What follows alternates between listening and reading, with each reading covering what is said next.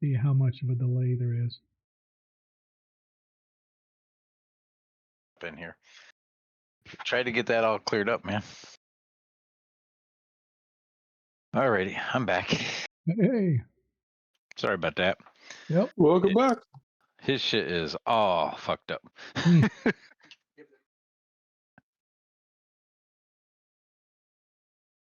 That's okay. You want me to play your guy? Okay, I'll miss everything.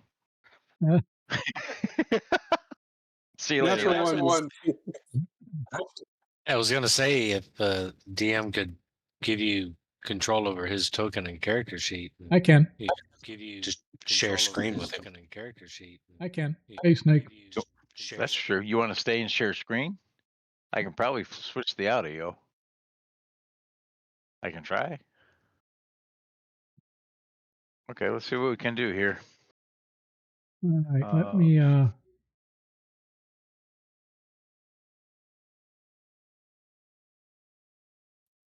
anything to keep the nerds rolling. Yep. I hear you.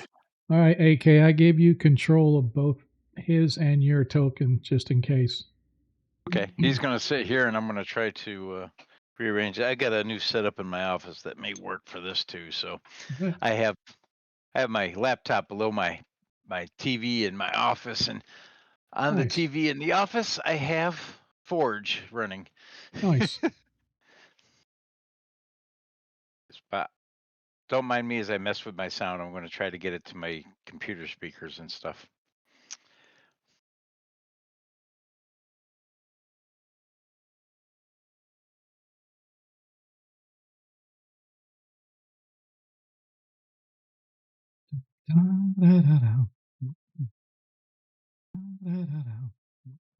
Man, I love that background.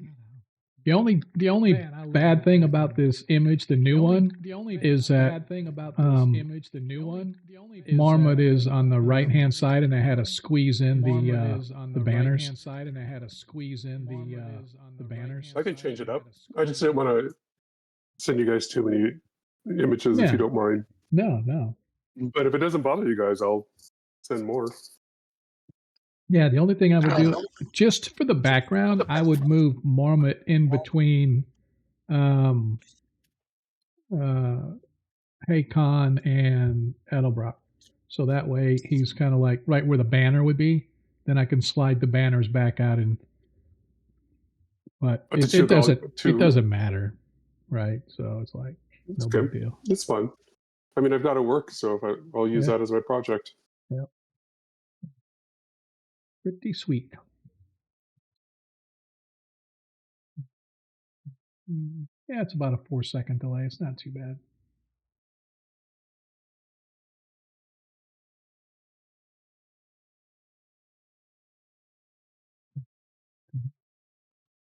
Away we go.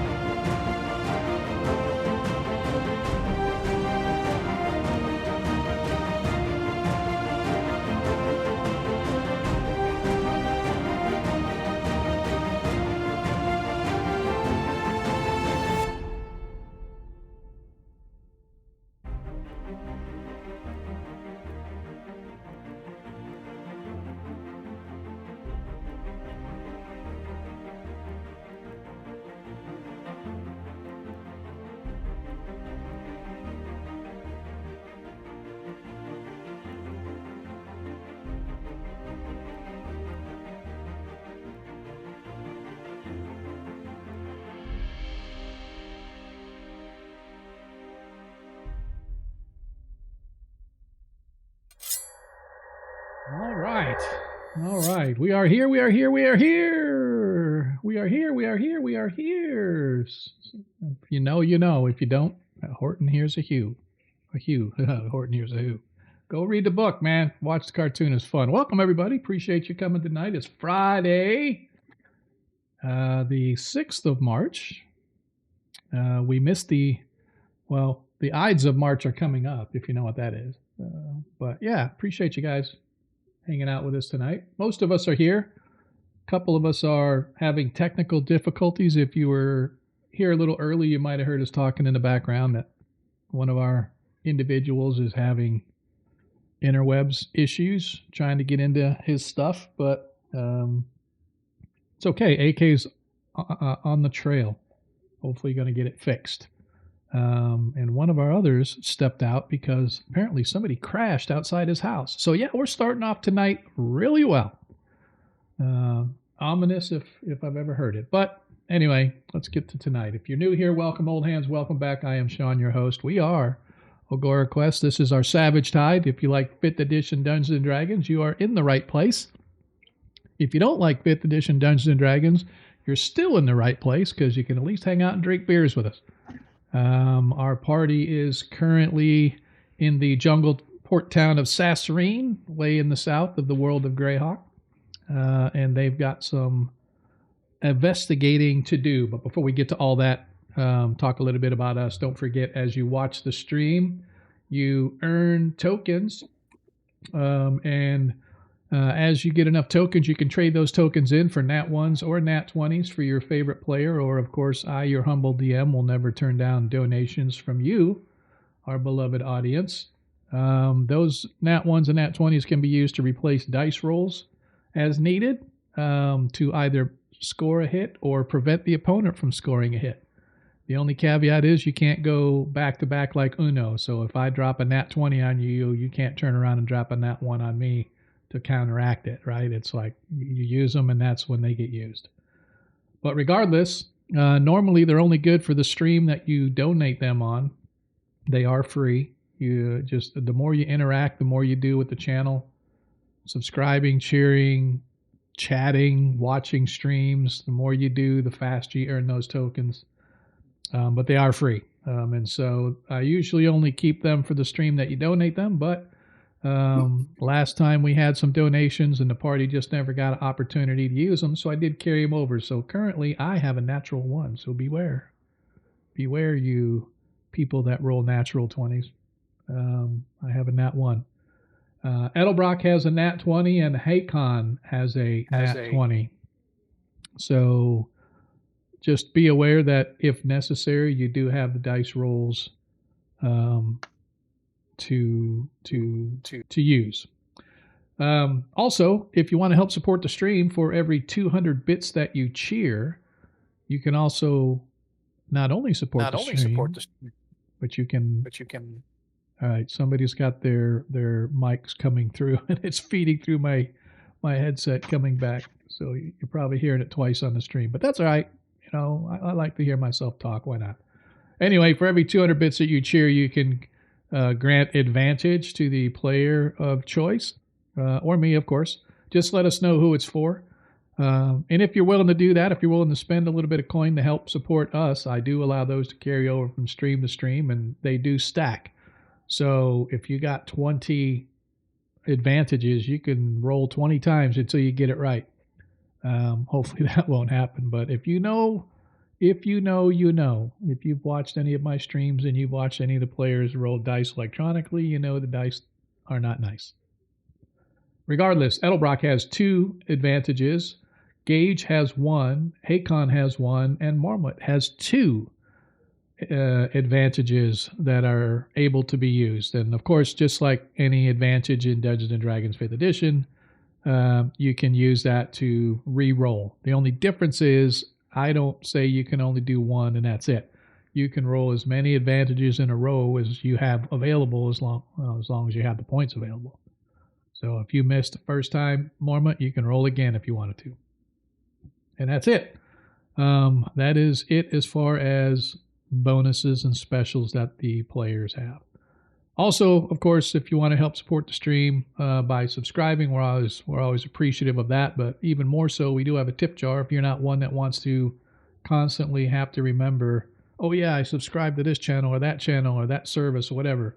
This is a one and done thing. It's just like cheering. The only difference is instead of cheering bits, you go to a tip page and you donate, and that goes directly to the content provider. So whether you're doing it for us or if there's another provider out there that you do enjoy their content, if they have a tip jar, go give it to them, man.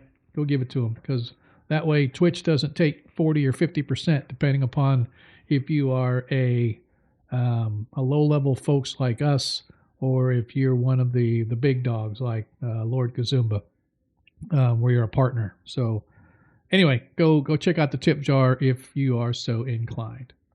And last but not least, if you're a Greyhawk aficionado like we are, go check out the Greyhawk Creatives team page, twitch.tv/team/Greyhawk Creatives. Go check out all the different content providers out there. I say Greyhawk. Some of them may not. It's sort of a loose tie to Greyhawk. They're sort of Greyhawk adjacent, but it doesn't matter, man. Greyhawk content is Greyhawk content. Go check it out. And if you can't remember any of that stuff, that's fine. ! Socials in the chat. ! Socials will give you all of our socials. So you see our YouTube channel, see our Twitch, our Discord, you name it, you can go check it out. And I encourage you to go do so. We've had a few folks dropping into our channel here lately. Hopefully they're not spam bots just picking up on us and dropping in, but we've had a few folks start to come in. So yeah, expanding our numbers. I like it. The more the merrier. And just like that, we are ready for tonight's episode. I will recap what happened last week, or last session, I should say. And after that, we will get started. If I can find my map. I just want to make sure I got everything set here before we get going, because I tend to miss and forget things a lot. I won't call it a shit show for nothing. Anyway, our party last week had been gathered in the Rusty Pirate, which is an old sailor's kind of favored tavern in the middle of the merchant district in the port town of Sasserine. Sasserine sits in the southern region in the world of Greyhawk, just off the Emedio jungle, on the northern edge of the Emedio jungle. To the north is Jeklia Bay, followed by the Azure Sea, and to the south, the west, and the east is all jungle, the Emedio. Farther to the west is mountains, but we don't care about that. We only care about the jungles that are around us right now. Our players have been together for about a year now. Last year, there was a rather worldwide semi-cataclysmic event known as the Age of Worms, when a cult by the name of the Ebon Triad tried to merge the three aspects of different evil deities, including Hextor, Erythnol, and Vecna, and they tried to make some super impressive uber god out of those three aspects. And while the players themselves were not the heroes of the story, they did become heroes of Sasserine, and the fact that they were working alongside of everybody as the evil that was cascading across the world began to fester its way through the jungles and into Sasserine's region.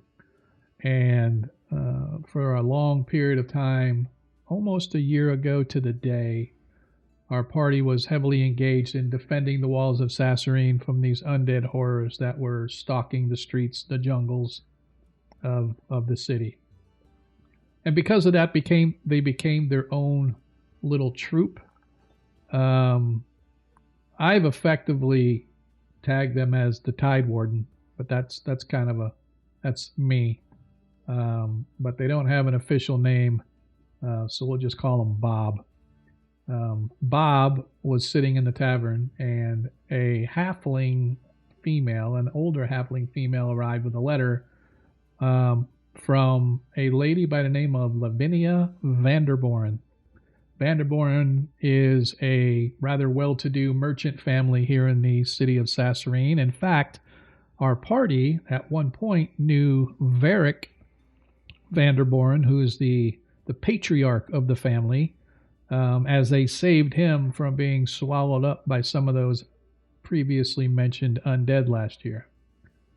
And so because of saving him, they got a little notoriety and they began to make a little coin, doing odd jobs here and there. Well, here it was last night that they received this letter from Lavinia Vanderboren claiming that she had urgent need of their services. And so tonight they proceeded to visit Miss Vanderboren at her home in the Merchant District. And as they were going in, another group of what looked like adventurers was on their way out. And these adventurers looked to be rather seasoned. There was the last individual who left happened to be sort of a swarthy looking fellow, looking to party up and down, sort of judging them to be the rookies, so to speak, who were brought on to do the little light work, the little mop-up work and stuff like that for the Vanderboren family. And so as they departed, our group met with Miss Vanderboren, and there they learned that her parents had died in a fire aboard one of their own vessels. They were getting ready to take it on its maiden voyage across the oceans to do a little vacay, but they never made it out of the harbor as the ship was caught fire, and apparently there were no survivors. And so now, as fates would have it, Lavinia is the older of two siblings. It is she and her brother. And while most times things go to the male in the family, in this case, everything in the estate went to Lavinia, including the family business, the mercantile business, the house, the assets, everything went to her. And when she took things over, she discovered that the family, while her parents were rather well known and pretty decent when it came to the adventuring life, when they started a business, apparently they weren't quite as up to snuff in the business world as they were in the adventuring world, because they were in debt. And so doing what she could to pay off the debt, one of those things was to pay off some fines and other taxes on one of the boats that they hold, known as the Blue Nixie. The Blue Nixie is anchored out on one of the piers in the Merchant District, and Lavinia apparently paid 100 platinum to pay all of the fines and taxes that were due for this vessel.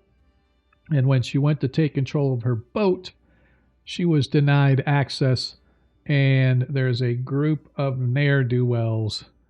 That's my new word for the day. A group of ne'er-do-wells who apparently have taken control of the boat. They work for the harbor master. The harbor master is a man by the name of Keltar Islaren. Not only is he a harbor master, but one of the more affluent families in the districts, the Azure district in particular, which is saying a lot because that's a very wealthy district. But regardless, Keltar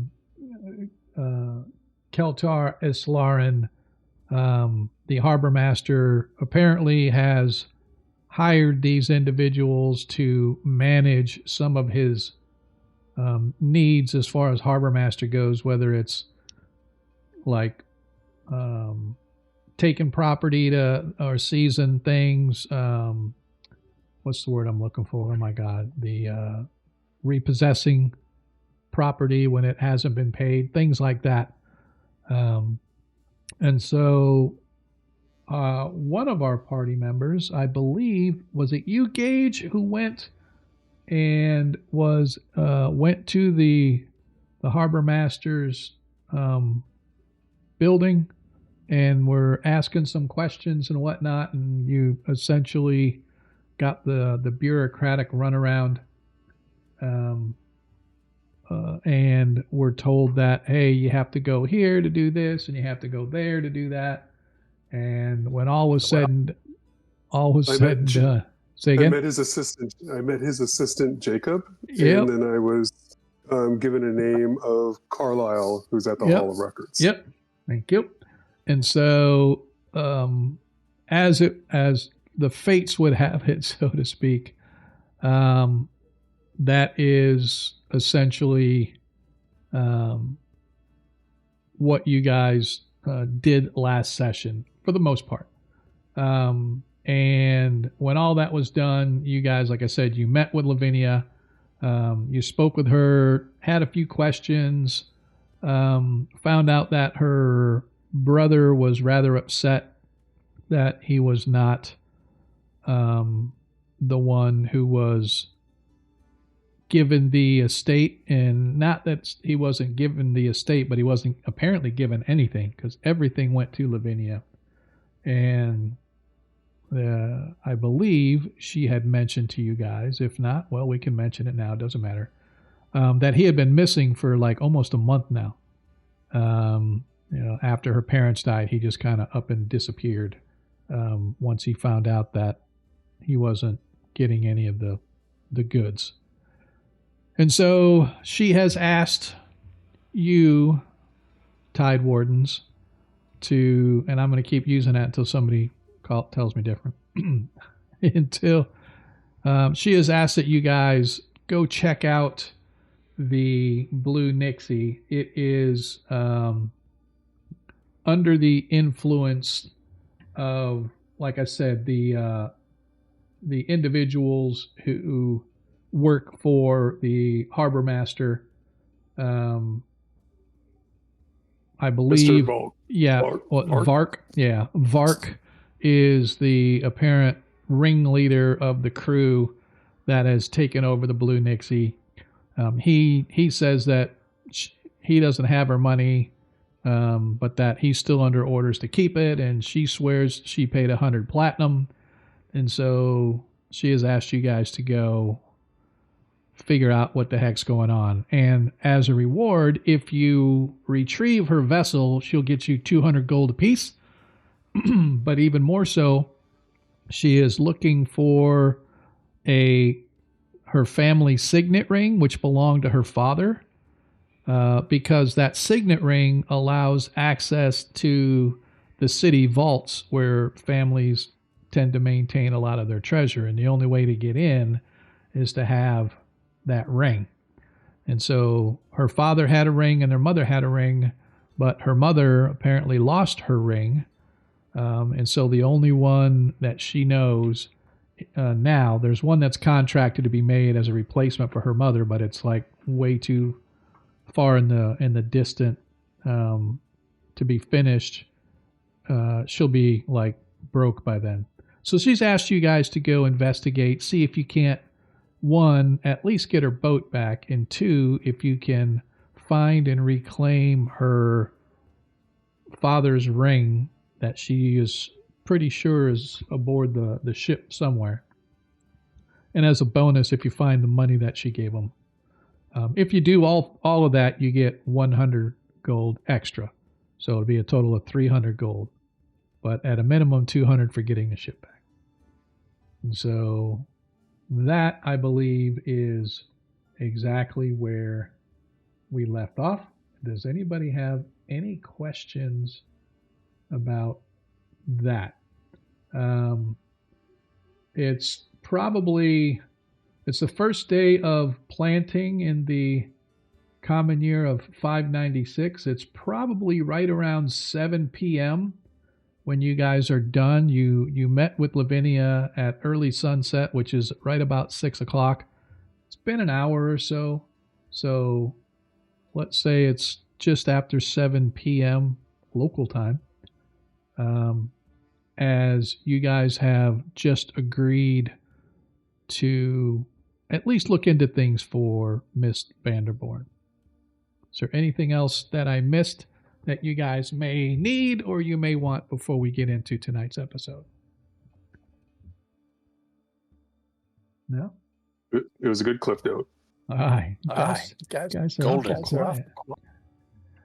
All right. Need to go back to the Discord chat. You guys were all over the Discord chat this week. Get here and nobody says nothing. All right. Or you mean shy? All right. As you guys step to exit, you are greeted once again by the halfling attendant girl. What is that? Sorry. I apologize. There's something that popped up on my DM's thing here, and I don't know how to make it go away. Pretty interesting, though. It says quests, and I have no idea how it came about. It's just like sitting there, and if I mouse over it, wonder if it's a note or something. It's like I'm trying to get rid of it, but it won't go away. That it? No, that ain't it. All right. Well, I'm gonna have to figure that out. If it doesn't show it on the VTT for the stream, but it's like weird. But anyway, you guys are met by the halfling woman that works for Miss Vanderboren. You guys know her name as Cora Whistlegap. She is the one who brought you the letter for Miss Vanderboren, as she looks at you with the same air of disdain that she looked upon you when she walked into the bar. Although she is a servant, you can tell that she is a servant of a well-to-do family, as she doesn't say a word and begins to escort you out of the house. Our barnacle buddies. What's the plan? Well, I'll Yeah, tell you what. Me and the paladin, Hakon here, we'll go up the dock and talk to these people near the ship. You guys want to try to find a way on the ship and find this damn ring? I think we should probably scoop the ship out for a moment first. I was going to say, let me move everybody to the boat, or to the Vanderboren house. So there's two things. I want to make sure. Now, this is something, and this is just a sidebar. This is something that happened in our Monday game. For those that watch, being in a VTT world is very different than sitting at a table. At a table, it's very easy to control. Hey, I'm going here, I'm going there, I'm going to do this, I'm going to do that. And people just tend to move themselves all over the place. And in the case of our first edition game, a player got stuck. His token, he couldn't move it because he got stuck by a wall, and everybody else just kept right on going. And the next thing you know, he's in pitch blackness, and nobody knew he was there, and he ended up getting backstabbed by some folks that were stalking him. So just be aware that while it's extremely easy to move all over the map, it can be very difficult, because next thing you know, nobody knows where anybody else is at. So just take that with a grain of salt. I'm not saying you can't move yourselves on the map as long as you know where you're at and everybody else knows where you're at. But just be aware that I know it's very easy to get on a map and just start moving yourself. Other folks may have a little more difficulty. They're not as familiar with the VTT situation, et cetera, et cetera. And then, of course, it's always that part about splitting the party that can be a pain. So, and anyway. one of us is using a Mac who's got completely different controls. Yes, exactly. So I think I have everybody at the house.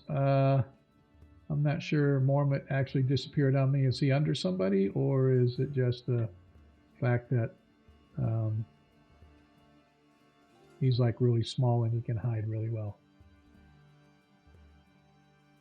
Mormont, can you ping yourself? Oh, I think I was under someone. Yeah, I think he is too. So I'm moving everybody. Oh, that happens when you're 3 feet tall. Let me see. I can alt to see where everybody is. There he is. He's way over here. All right. So I've got everybody at the house now. 1, 2, 3. Got everybody. All right, cool. Gage, you're huge, man. You're like a big dinosaur dude. All right. As you guys step outside, it is evening here in Sasserine. It is the summer months, and so it is rather muggy and rather sweltering. The day once again had its daily downpour of showers, leaving the cobblestone streets rather slick, and the heavy, thick buzz of insects is going off now, kind of overriding a lot of the normal night sounds. Regardless, as you step out in, you know that the pier that she told you to go to was over by the Merchants Guild. I believe, was it Pier 2 or Pier 5? I forget which one I told you, but she mentioned that it was this long pier that was between a couple of the guilds, and right nearby there was a gondola way station, because there are canals running throughout the city, much like, think of it as Venice, and there are gondola transports. So instead of taking carriage rides, you could take shortcuts with gondola rides for just a few coins to get about the city if you were to elect to do that. However, as I said, it is night. The street lighters have already been out, and you can see the soft yellow glow of many street lamps periodically placed. A lot are within this district, the Azure district, as well as the Merchants district. They're fairly prevalent.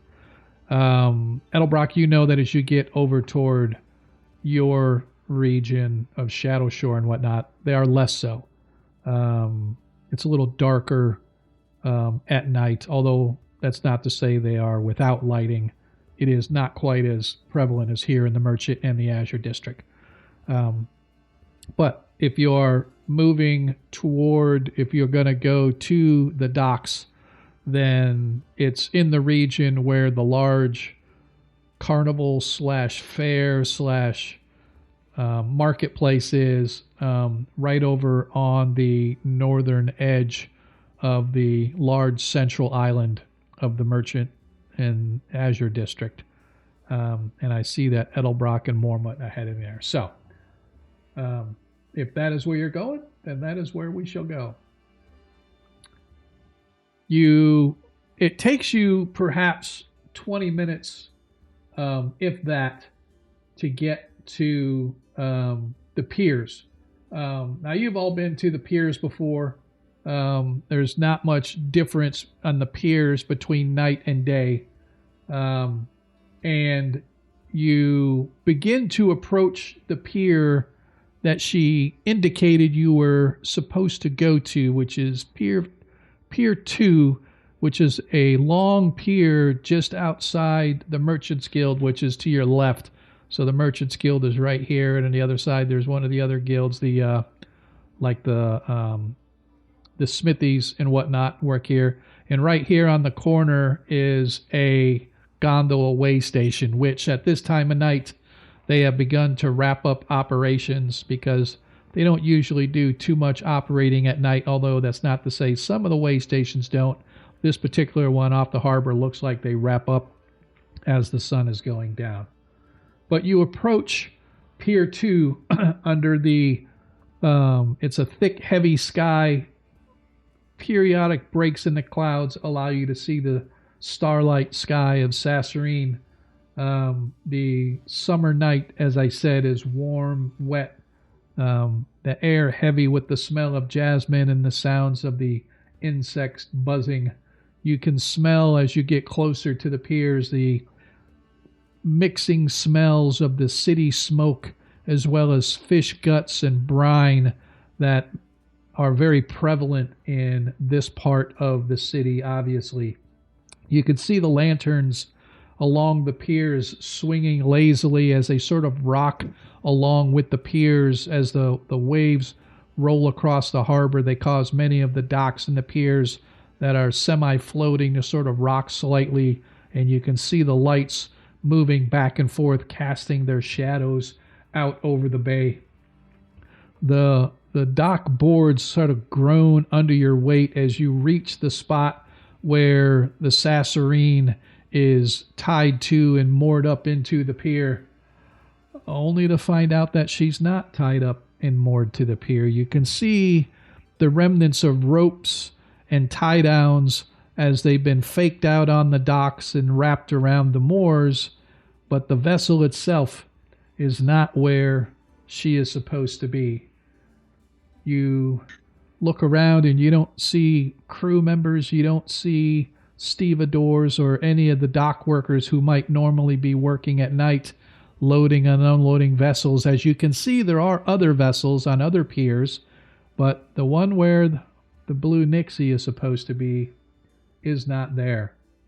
As you look around, you can see out in the harbor, maybe 300-ish feet off of this particular dock, what has got to be the Blue Nixie.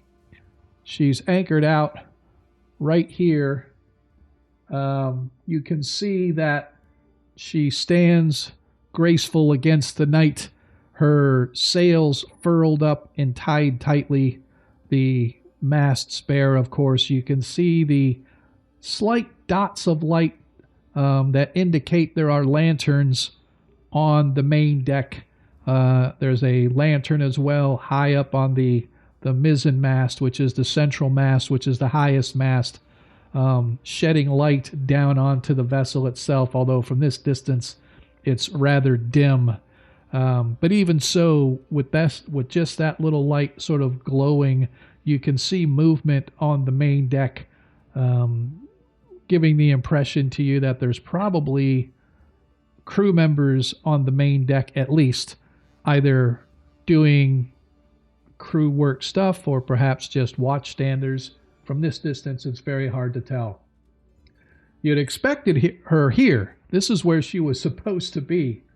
But apparently, the Blue Nixie and whoever runs her crew had a different thing to await you. As a breeze kind of blows and you stand looking out, she's beckoning you to come investigate if you can figure out how. What do we want to do? I'm looking around for a rowboat. Okay. Go ahead and give me an investigation check, please. With advantage, since you are within range of a rowboat. Hope that I'm a sailor. Yeah. So there is not a rowboat per se anywhere here on the docks. You can see some of the vessels have lifeboats tied up onto them.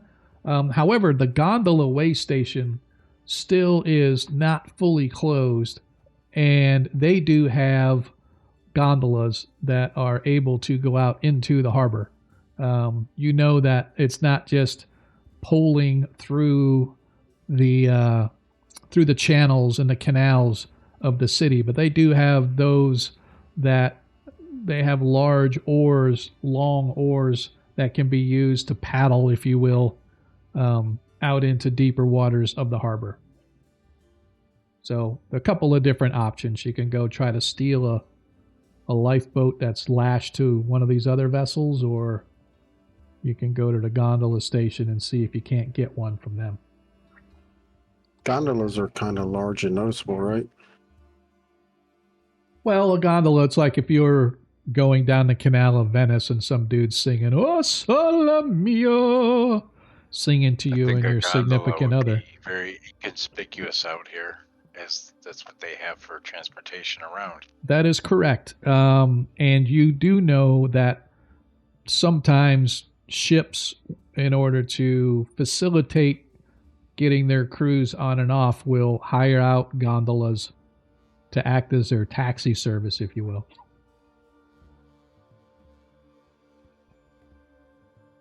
I'm gonna go up to the gondola station and see if I can't acquire one or two. Okay.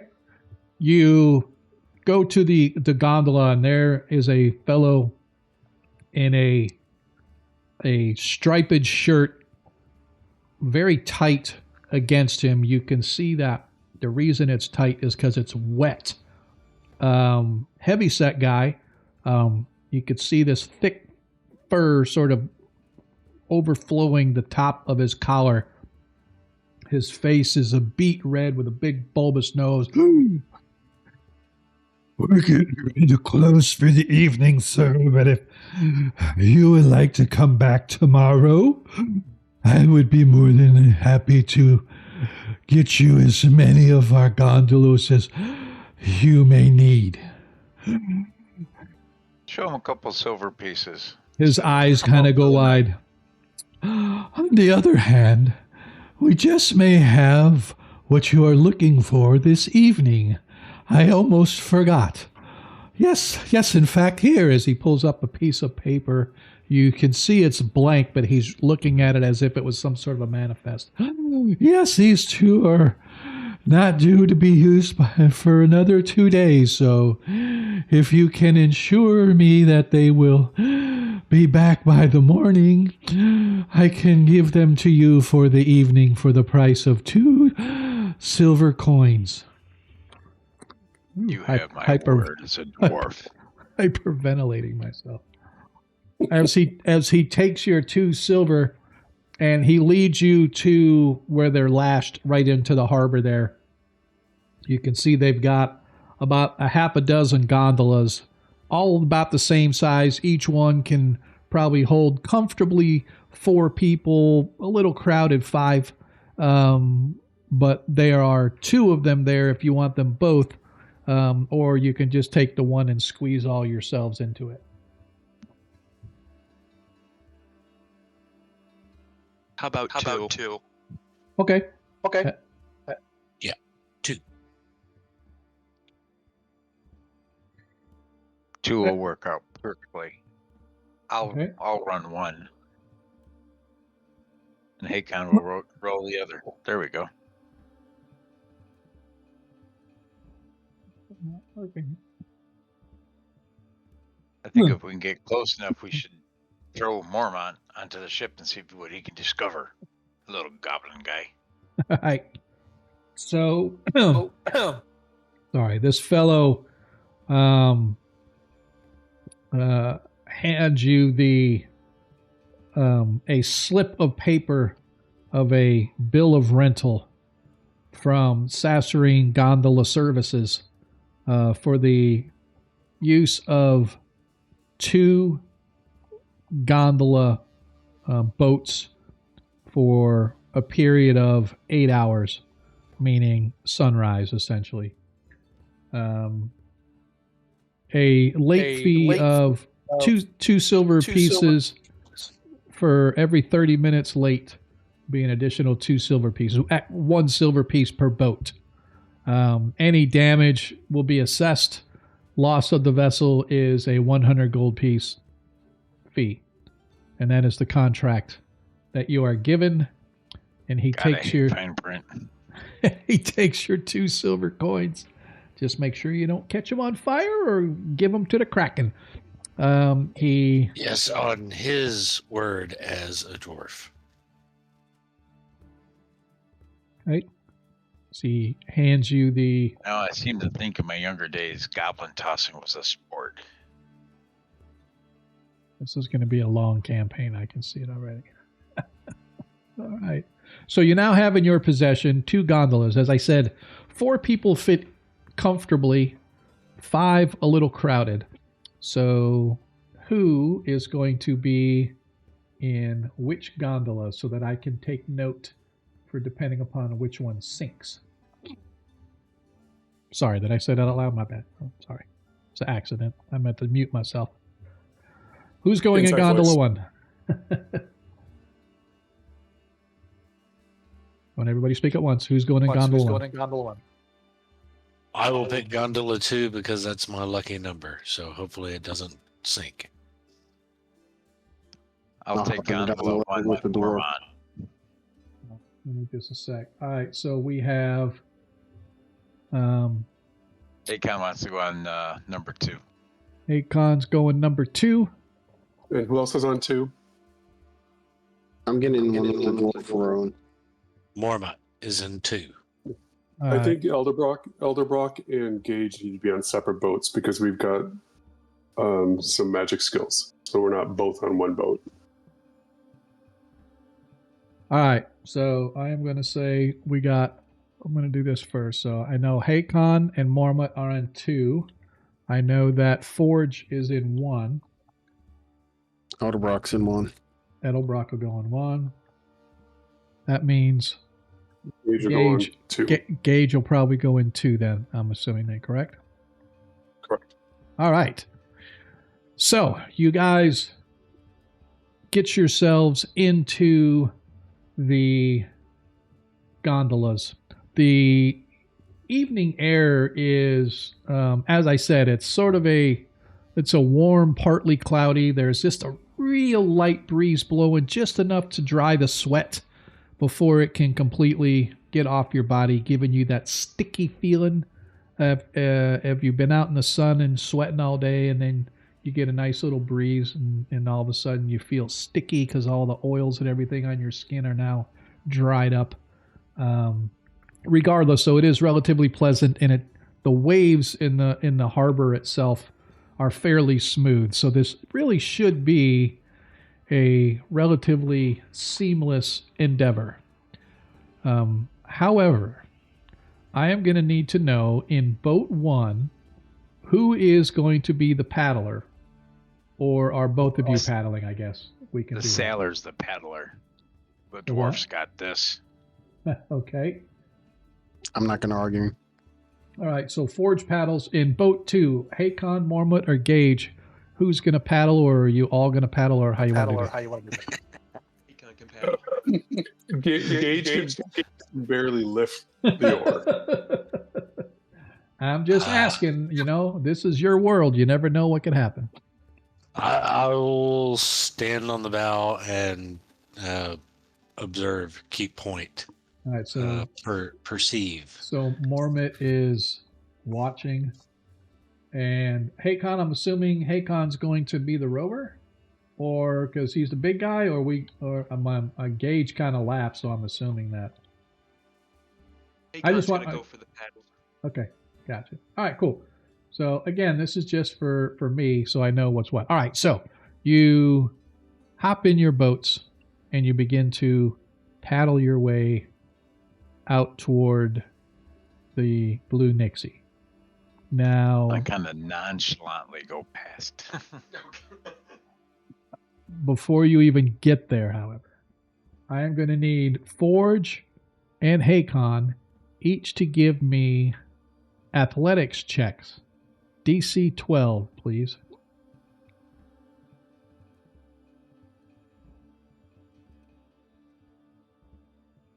Okay, Hakon says he's going to use his advantage. Use his advantage for... Oh, he has one of his advantages? Okay. Yep. All right, so let me... Doo-doo-doo. Hold on. Hang on. All right. So you guys begin sliding your way out into the water. You get about halfway and you can see that there are, even from here, you can see that there are individuals along the decks.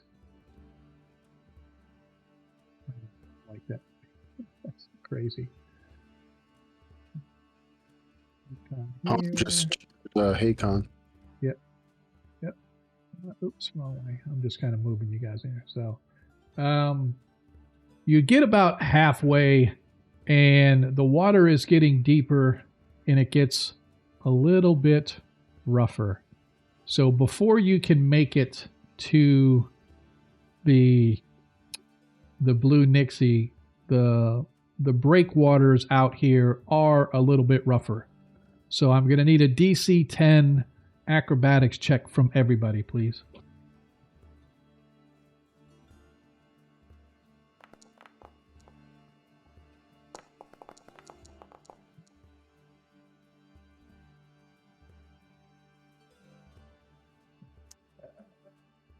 like Captain Dan. Yipper. I like it. As you get about a little over, you guys are about maybe 20 or 30 yards away from the Blue Nixie as you're sort of paddling your way. You can see movement on the decks. You're coming up sort of the stern side. Do you want to come up her port or starboard? Does it matter? Left or right? Port left, starboard right. What do we see on the decks as we're approaching? So it's kind of hard to see from here because you're coming up and her stern is more toward you. But typically, you know from just general knowledge that there are netting that they hang along the sides by the quarterdeck, usually on the starboard side. But depends. If they're moored up on port side, then they'll do it on the port side. But that's called the quarterdeck, wherever the gangplank goes down. But when they're anchored out in harbor, typically there's rope netting that the sailors climb up the rope netting to. Normally it's on the starboard side when they're anchored out, right? So when they're at a pier, it depends on what side is going on. So it's probably there's netting on the starboard side, but you can't see that quite from here. But about halfway across, you hit this sort of a white cap, and it jostles your boat. Everybody quickly grabs as the boat begins to rock, and you hear a sort of a groan come as Forge, unfortunately, with that 7, you lose control and you let go of the oar, and the oar with its weighted handles sinks beneath the water, and you guys are about 30 yards from it's about 30 yards away from the actual ship itself when you guys sort of come to a halt and you're just sort of bobbing in the water.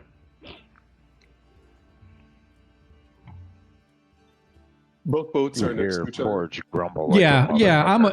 Unless you guys tell me different, I'm going to assume that you guys are kind of with each other, at least within maybe 10 or 15 feet as you're slowly moving toward the Blue Nixie.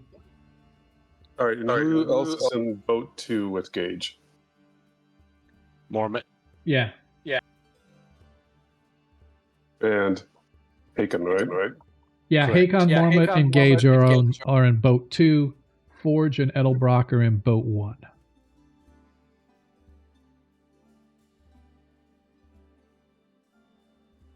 I think Akon should jump alongside her first, and then we pull up beside him. Yeah, do we throw him a line? Do you tow him? Are you strong enough? I mean, you're obviously stronger than Gage. There is rope in these boats, by the way. It's not a lot, maybe 10 or 15 feet worth of rope that can be used to lash and tie on to mooring lines and stuff like that. It's not the standard thick, heavy rope that you go climbing with, but it's definitely enough that you can toss and maybe tow somebody. Tie it around the dwarf. He's an anchor.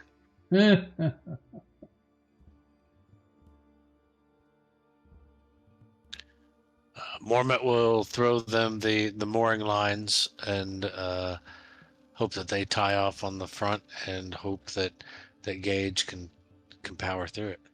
I'll stand in front of him and give him like little boastful cheers. Okay.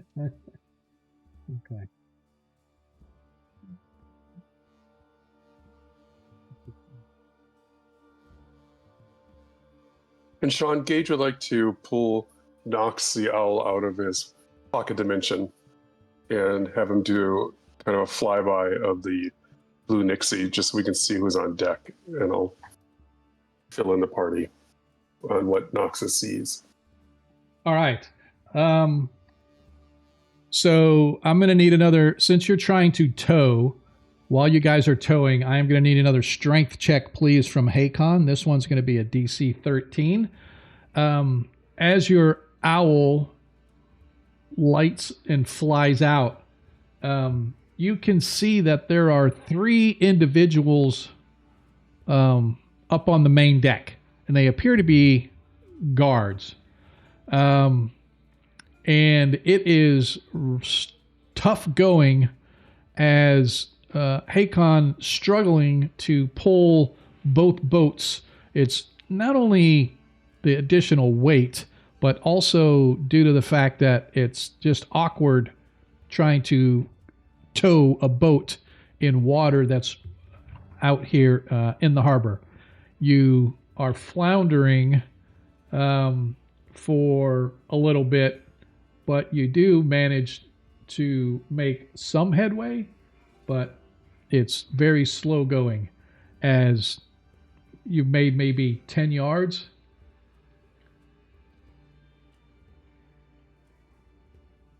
As you continue to move along, as I said, your owl spies these 3 individuals. There is somebody up on the stern, somebody up on the bow, and somebody walking back and forth along the main deck. They appear to be just regular sailors, but with your vision, you're able to see that they do have weapons on deck in the realms of like crossbows and whatnot. Although All right, I'm relaying that to the team. Okay, although they don't have them at the ready that you see, but that's kind of what you see before you kind of come back to yourself and see that you've not made much progress in the moving of the boat. Hakon wants to give me another strength check, please. This one's a DC 14. As it's becoming more of a struggle, it's beginning to wear down, trying to tow the boat. I was thinking if we wanted to divide and conquer, you guys could go up the netting on the sides, and I could try to go up the anchor line. Okay. Everybody give me a stealth check, please.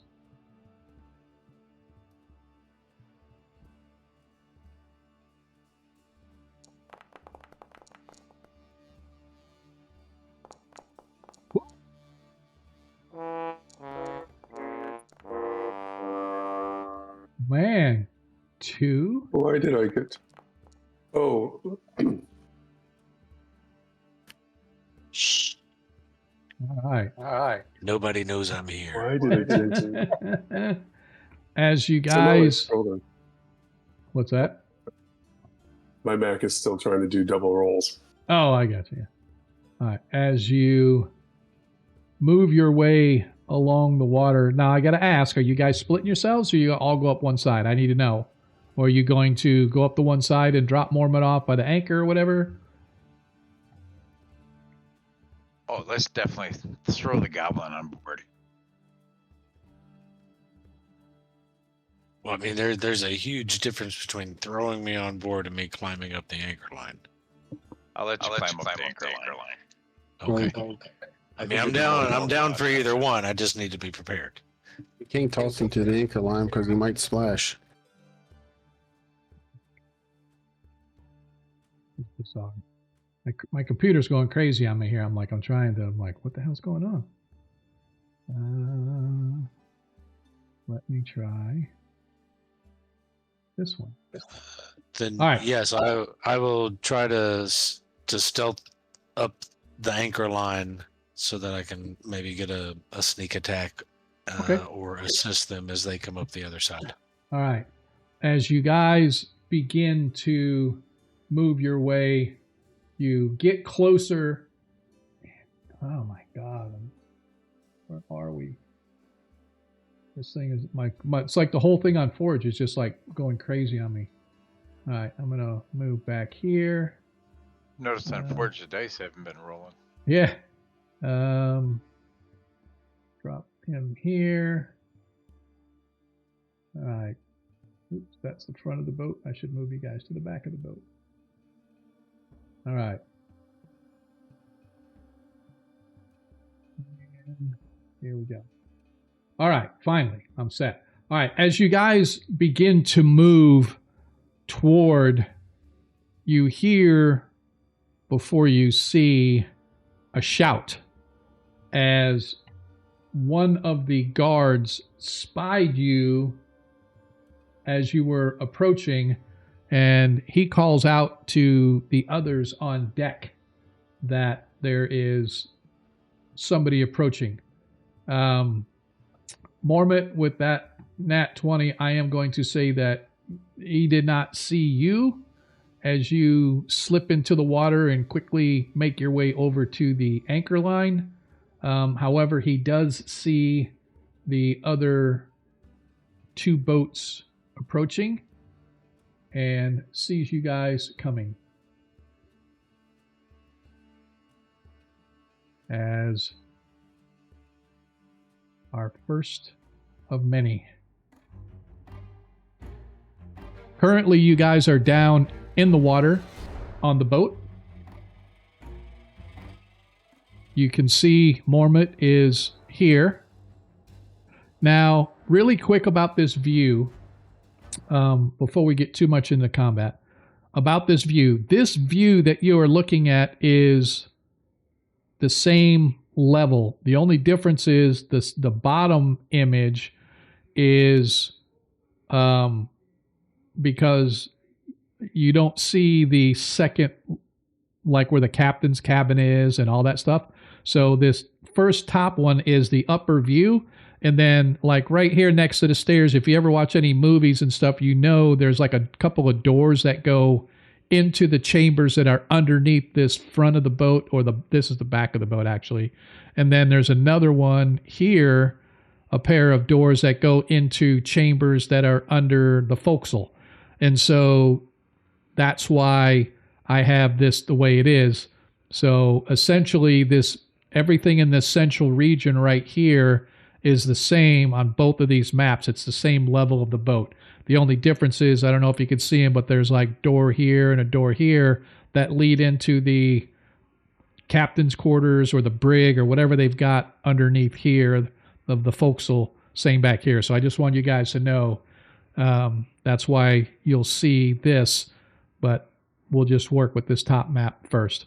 And then, of course, if you get down inside, and whatnot, like here and stuff, you can get down in and see the lower levels. Anyway, with that being said, we are going to, I gotta get it, if I can get everybody. As we go into combat, beginning the encounter, everybody roll for initiative, please.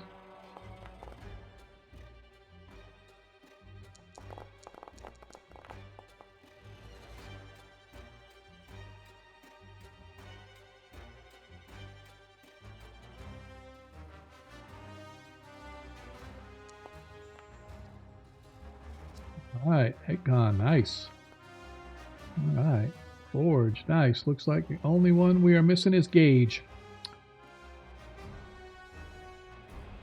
Getting in there.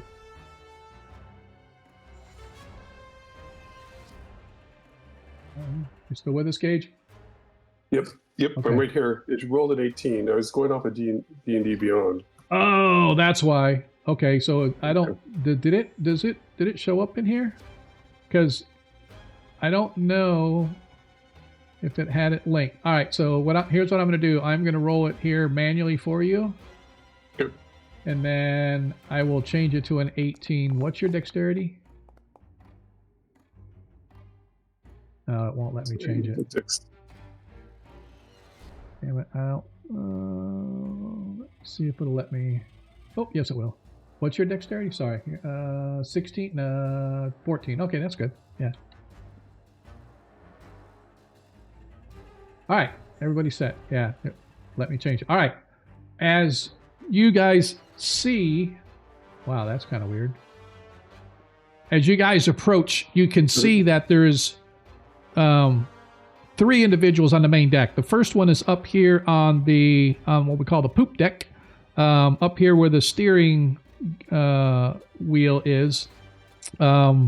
Mormont, where you are at, there is a mooring line that is anchored right down where you're at. So we will need, before obviously you do any attacking, you'll have to climb up that rope to get up onto the vessel itself. Your climbing speed is half your movement. So whatever your normal movement is, you can climb half that speed, and it's about a 10-foot climb. The rest of you are down on the boat. Right here, midships, is the rope ladders, and in order to climb the rope ladders, I am going to need athletics checks from you when it's your turn, but you have to get here first. In the meantime, you see the guards coming with what appear to be crossbows, getting ready to take their shots at you guys. So, unless you can do a ranged attack from where you're at, I am going to say that it's going to be a disadvantage attack because of the angle trying to fire up at somebody that's not standing right at the edge. So anyway, Hakon is up first. What does he want to do?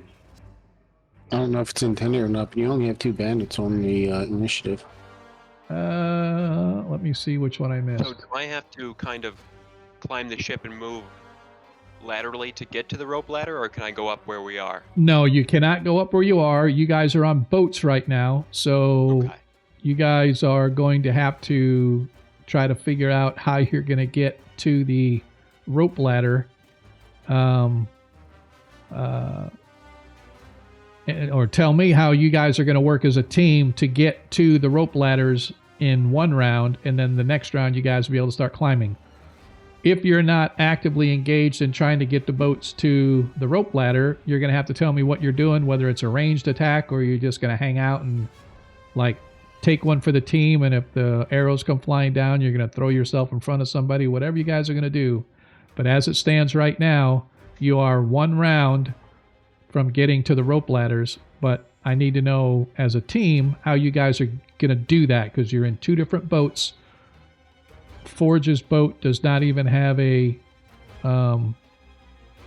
oar, so it was Hakon kind of pulling both boats around. Okay. So what do we want to do? I will allow you to discuss it amongst yourselves how you want to. Everybody but Mormont can get involved in a conversation on how you want to get the boats to the rope ladders. I think Gage and Hakon should throw the dwarf. Akon's gonna probably just row as hard as he can, trying to get to the rope ladders. Okay. What would my swim speed be? Your swimming speed? Yeah. Usually your swim speed is, if you are like, if you have swimming as some kind of a background, your swimming speed is your walking speed. Otherwise, I always consider climbing and swimming to be half of your walking speed. Obviously, depending upon, it's an athletics check, really. I'll do it that way. It'll be easier for combat, especially. If you get a successful athletics check, you can move your full movement to get to wherever you're trying to get to. If you fail your athletics check, you only get about 10 feet or so when something precludes you from going any further until next turn. So it's up to you how you want to do it.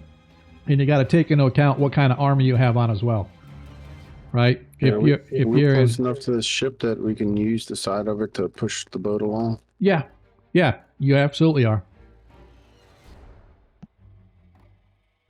Everybody heave ho! Let's move this boat. All right, Forge, if you want to drag us alongside of it, I'll keep Overwatch and blast whoever shoots us from over top. Perfect. Okay. So Hakon, he's rowing and I'm pulling. We're Okay. trying to get to the ropes. All right, cool. So Hakon or Forge, one of you give me an athletics check with advantage, please. If you get a 12, I'll say you succeed. If you get a 15 or higher, I'll say you succeed in half the time.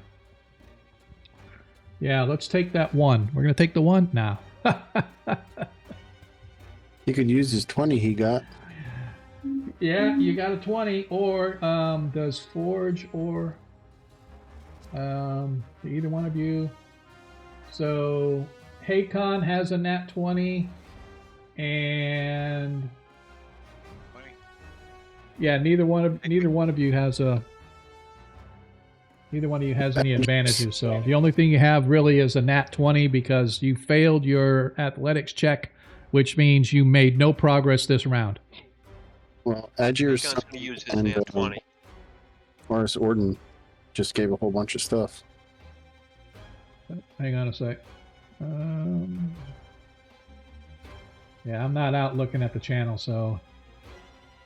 Oh, let's see. Our assortment gave the DM a nat 1. All right, let's catch up on this really quick so everybody knows where they're at.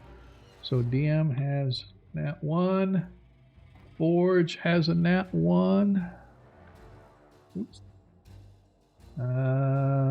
Gage has a nat 1. And Edelbrock has a nat 20.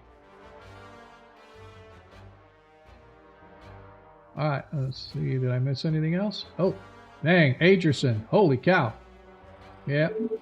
Agerson gave Forge a nat 20. They gave us Yeah. you and that. Yeah, so I'm looking here. So I'm going through. Agerson gave Mormont a nat 20. Agerson gave Haycon a nat 20. I'll remember that on Monday. Agerson gave Edelbrock a nat 20. Man, that's like Edelbrock's got 3 nat 20s now. And your humble DM has another nat 1, so I got 3 nat 1s now. Haycon's going to use one of his nat 20s to get us to the rope ladders. That way we're not sitting ducks. You know something? I'm showing it. He just said the same thing. You know, I did remember. I'm actually looking on my screen at showing the map. Hang on. I'm going to go back to the welcome and then go back to the game. Yeah, I'm in commercial. I couldn't tell you.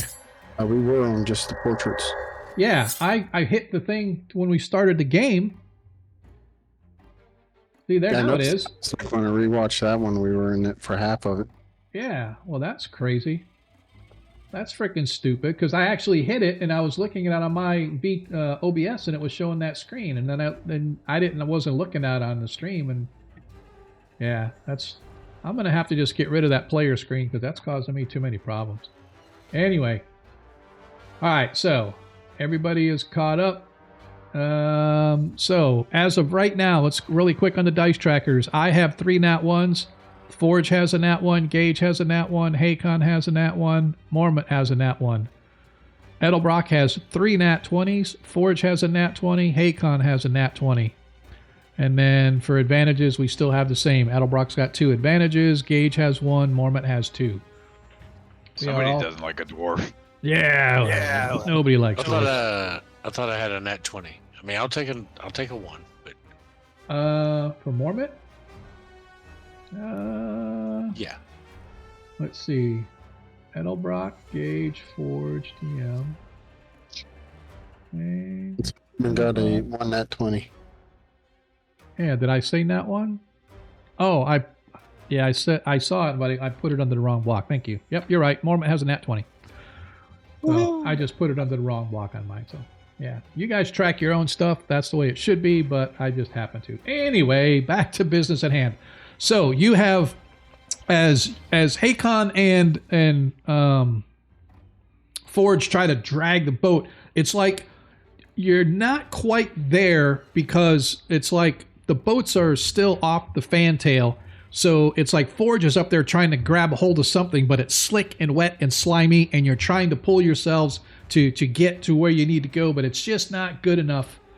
And you don't make any progress for this turn. However, as you guys know, you guys now have these points, so you can use your nat 20s. I think Haycon said he was going to use his nat 20. Is that correct? Or yes, that's correct. Yeah, because neither one of you has any advantage. All right, so you use the nat 20. So with the use of that nat 20, you guys do manage to get in half the time. So I am going to say that now that is Hakon's turn, but and that's Forge's turn as well, because you were working together. But I am going to say that instead of spending the whole turn getting there, Hakon and Forge have used their turns to get there, and Gage, you and Edelbrock will now be able to use your movement with a successful athletics check climbing up the ladder to expend half your movement to get onto the boat instead of using your whole turn to help get there. So, anything else for Hakon other than all that we just went through? No, I think that's it. Okay, Gage, you're up. Is there any way Gage could utilize acrobatics over athletics? Climbing is always athletics. I apologize. Got it. That's just the way it is. No worries. However, if you want to give me something, how you would use acrobatics to get up on the boat, because normally climbing is athletics, but if there's some way other than a straight climb, like, I don't know, I was going to say, you can't use the dwarf or Hakon to throw you, but... No, I was more envisioning that he would like wrap the rope around his leg and use that to kind of like shimmy himself up versus doing brute strength. So yeah, I'm gonna have to stick with the climb check. I'm gonna have to say athletics. Climbing's good. I'm fine with that. Yeah, if you pass it, you get up in half your movement. If you fail, it takes your full movement to get onto the boat. Okay. How about if I ignite a campfire under him? Okay. Yeah, we could definitely do that. All right, let's see.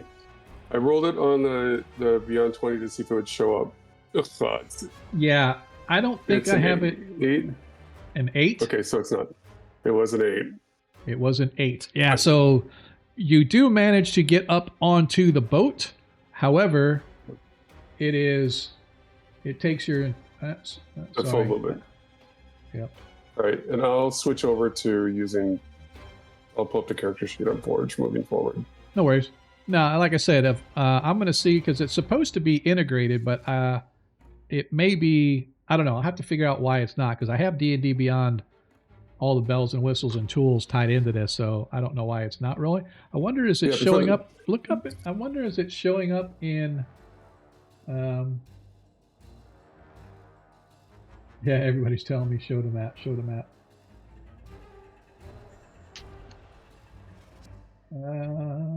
Yeah. Anyway, I was looking to see if the your dice rolls showed up in Forge, because I've got it tied in there too. But anyway, bottom line is you have made it up onto the boat. All right, and that's the end of my move. Yes, that is the end of your move, but it's not the end of your turn. So that's just movement. So. All right, and we've got 3 people I could see. Yes, you can see there's one up on the poop deck. He's a little harder because this is actually a railing right here where the wheel is. But you can see this one here and this one at the toward the forecastle is fairly easy to see, although he's around some netting in the boat and everything over there. Okay. I'm going to target the one that's directly in front of me. Okay. Shortest distance with a short bow. Okay.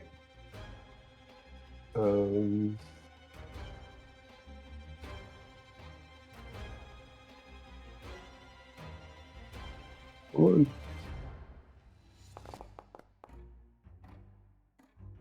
Yes, you hit. Okay. Alrighty.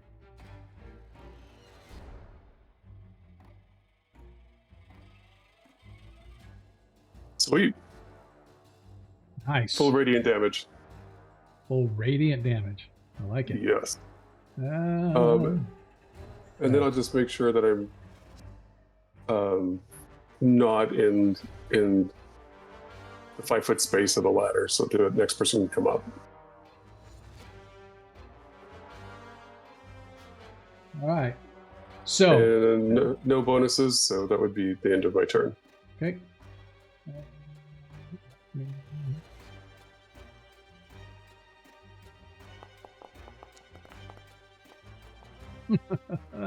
Oh, so that's perfect. What's purple, is it? All right.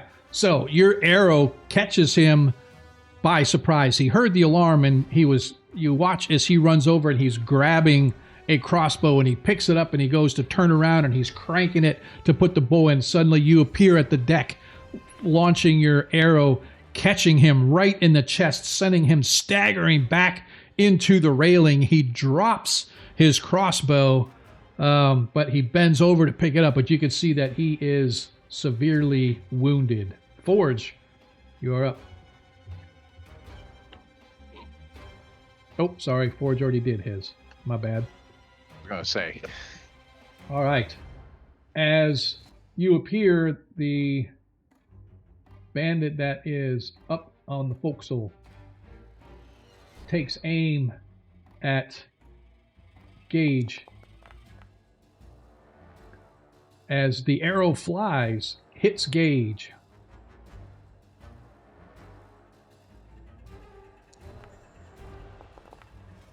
Oof. 8 hit points of damage to Gage as the crossbow buries itself into your leg, going through the muscle and out the back as you feel the sting, as they say. Also, Sean, my AC right now is 15 because I'm using the bow. I'm not using my shield. Okay, that's fair. So if let me go. I'll go to your equipment, and I will go to your buckler, and we will take that off, and that'll adjust. Cool. All right. Thank you for that, Mr. Honesty. I'm not used to that. My players are always trying to. All right. Edelbrock.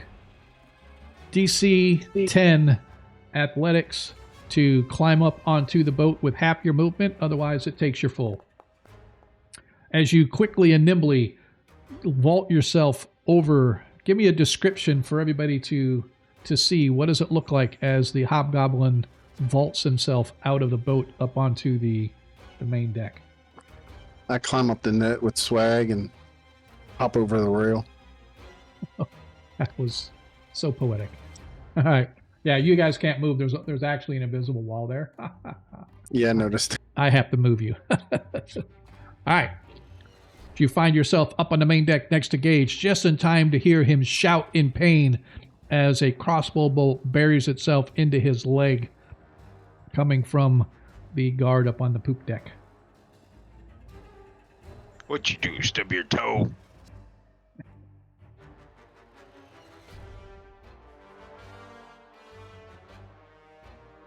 Try not to hit your head on the arrow sticking out of my leg. See if I can avoid that.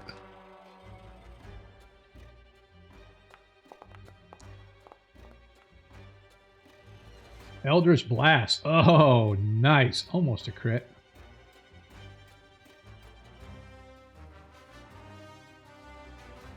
I don't see the damage option.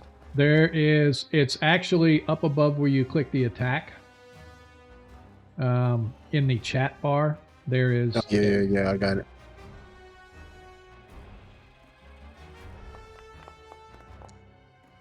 Nice.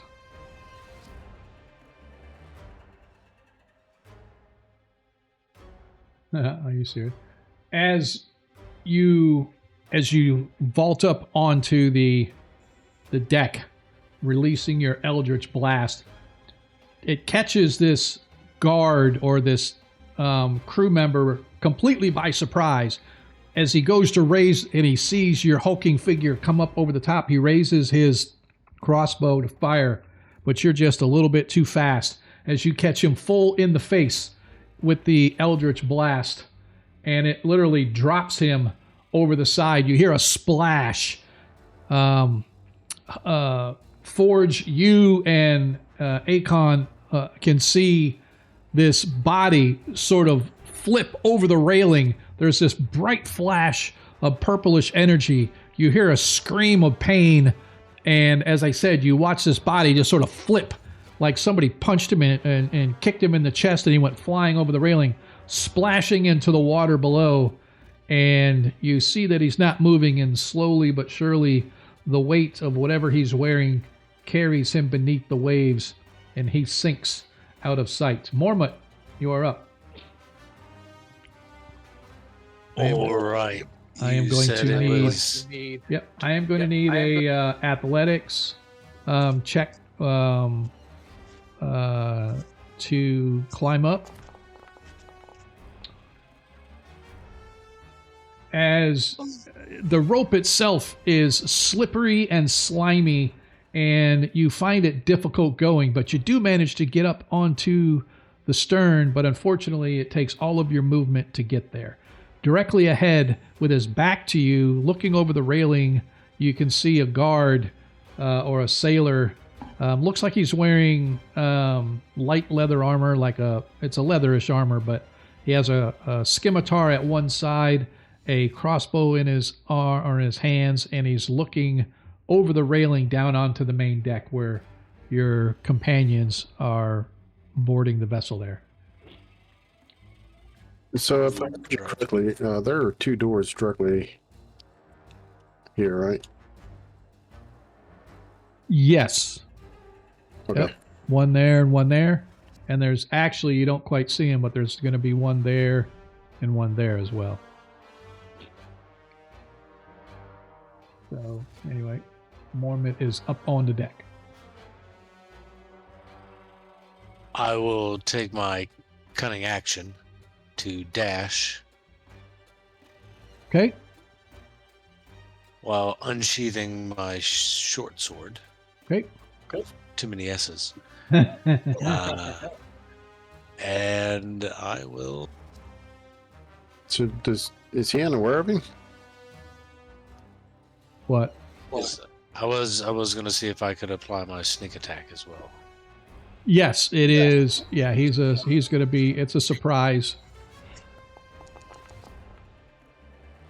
Oh, nice. Oh, that's hilarious.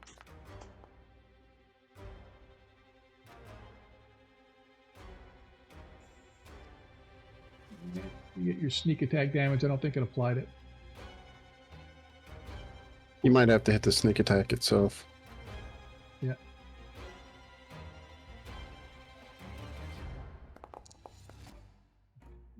So many buttons. Yeah, exactly. We'll get it. As you sneak up behind him, catching him by surprise, he cries out in pain as your blade finds his back. Is that it for you? I will whisper sweetly in his ear, Sulutai. Whatever that means.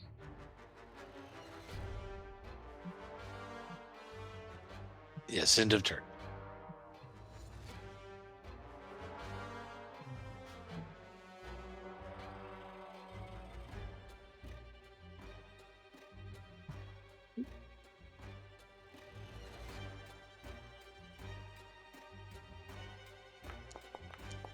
Targeting as you finish off Edelbrock, as you finish and watch the body fall over the railing and splash into the water, you sort of turn and you move just enough, and just as you turn, this crossbow bolt goes flashing past over the railing. You hear as it hits the water on the far side, doing no damage, luckily. As we go to the top of the next round. I look at him and give him a grin. All right. Mormont, give me a perception check, please. DC 12 get you something. A DC 15 gets you everything.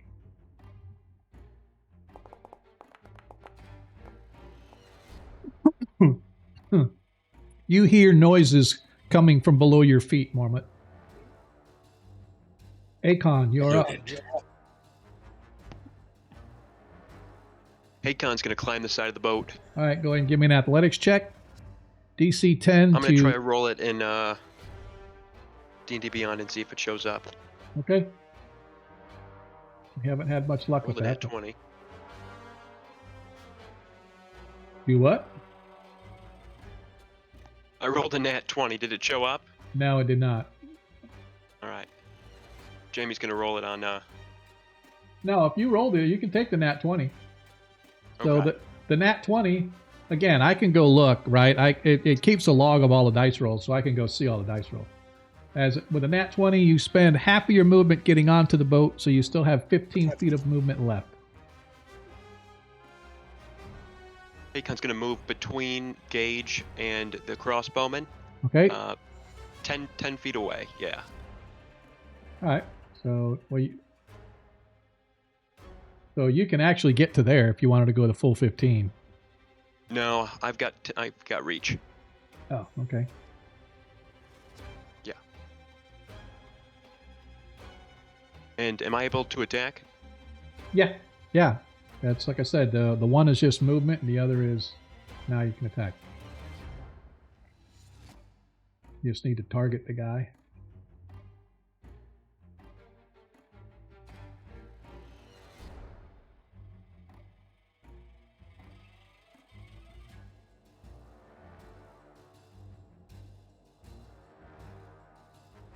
Owen, are you attacking somebody? We're working on it. Oh. Just everybody goes quiet, and I just want to make sure I'm not missing something. I'm just gonna roll it. Take it back. Off question. Do Yep. you use the encumbrance rules? You know, I try to, but the game system here doesn't play well with it as much. But I do try to, yes. It's just showing me as encumbered. That's what I was asking. Yeah, that's why it's interesting. Let me look and see. Hakon failed miserably with his Albert rolling a 2. Ah, I like it. All right, is that it for you? Did that fucking paladin miss again? Yep. Is that it for you? Yes. Okay, cool. Gage, with the crossbow bolt buried deep into your thigh, you are up. All right. I'm still tracked in on the one that I shot earlier, and I am using the short bow with the masters, so I get a advantage on this shot. With the masters. Yeah, it's Vex, the master's Vex skill. Is that a Now, Is that a 2024 rule? Because that's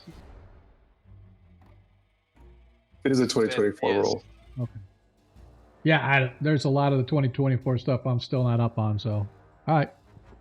I think you weren't using the weapon mastery features though. Yeah, there's like I said, there's some of the I'm gonna go with them, but there's just some of them that I don't agree with. Like if you miss, you miss. There is no I hit you even though I missed you, right? But I don't mind like a weapon mastery where I hit him and now I trip him or now he has disadvantage on my attacks or whatever the case may be. I'm just gonna roll with it. But if I feel like it's too op, then I'll scale back on things. But I don't want to put so many house rules that we can't remember what the hell we're doing. So. Okay. That's why I just steal shit. Yeah. Man, come on. It's not allowing me to do it as an advantage. Whenever you roll an attack, Right, it should ask yeah. you normal or advantage, right? Worst case scenario, just do 2 attacks. Oh. It's not going to take anything. Oh, there we go. I see it. Nice. It's 16 still hits. Alrighty.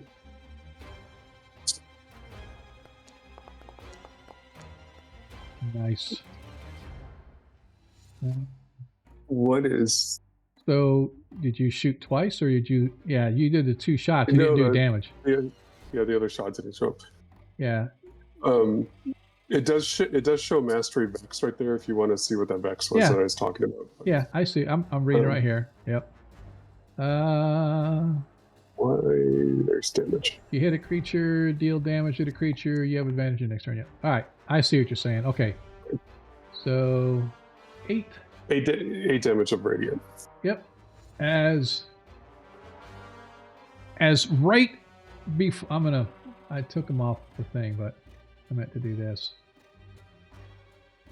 As you're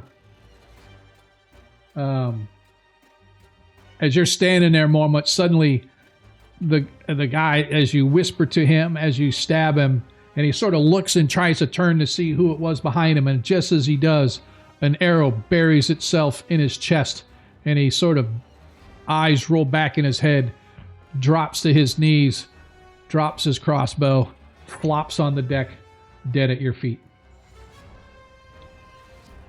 Is that it for you? Is it a free action for me to kick him? Yes. That is it. That is it. All right. Forge. DC 10 athletics to climb up with half your movement. Otherwise, it costs your whole movement.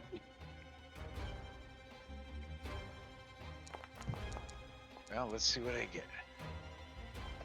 It takes you Fail. your full movement as you move Well, up you're onto. consistent. Yeah, everybody's consistent, really.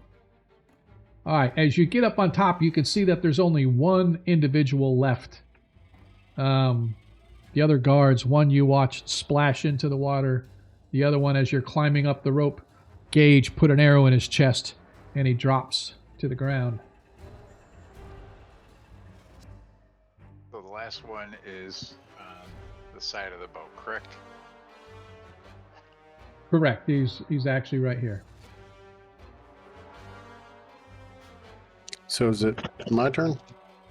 I'm waiting to see what Forge is going to do, because you still have movement. You got 15 movement and then a ranged attack if you want a ranged attack. If not, then you tell me what you want to do. Actually, it told me I used all my movement to get up because I failed my roll. Oh, that's so- right. I forgot. Yep. So you got all your movement. So if you have a ranged attack, you can do that. Otherwise, it's Elder Rock's turn. Well, let's see. Toll the dead. Okay. Target, See, I target him. then cast. Trying to do. Popped up a thing that says save or save D12. Yep. Just it's save D12 because he's taking damage. All right, and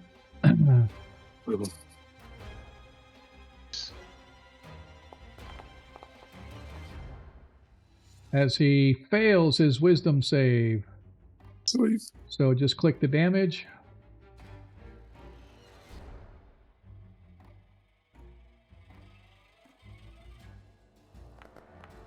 Sweet. That is hilarious. But be that as it may, that one hit point drops him to his knees. As I said, Mormont, you hear sounds from downstairs, and suddenly coming out from down below, a pair of guards. They're actually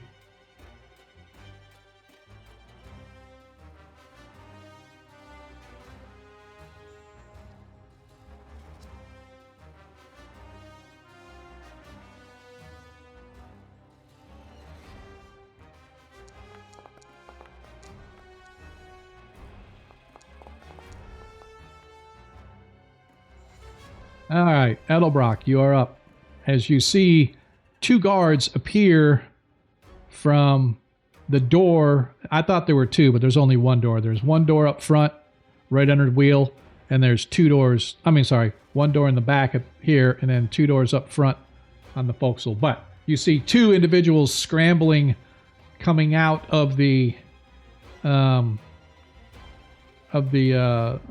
space beneath the poop deck, just in time to see their companion grab his head with this massive ringing of a bell coming around his ears, and he drops to the ground, blood coming out of his eyes from the psychic damage that was done. But as I said, you see two coming out.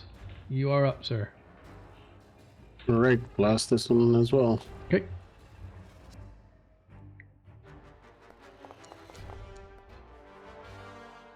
$16 hits. Go ahead and roll damage.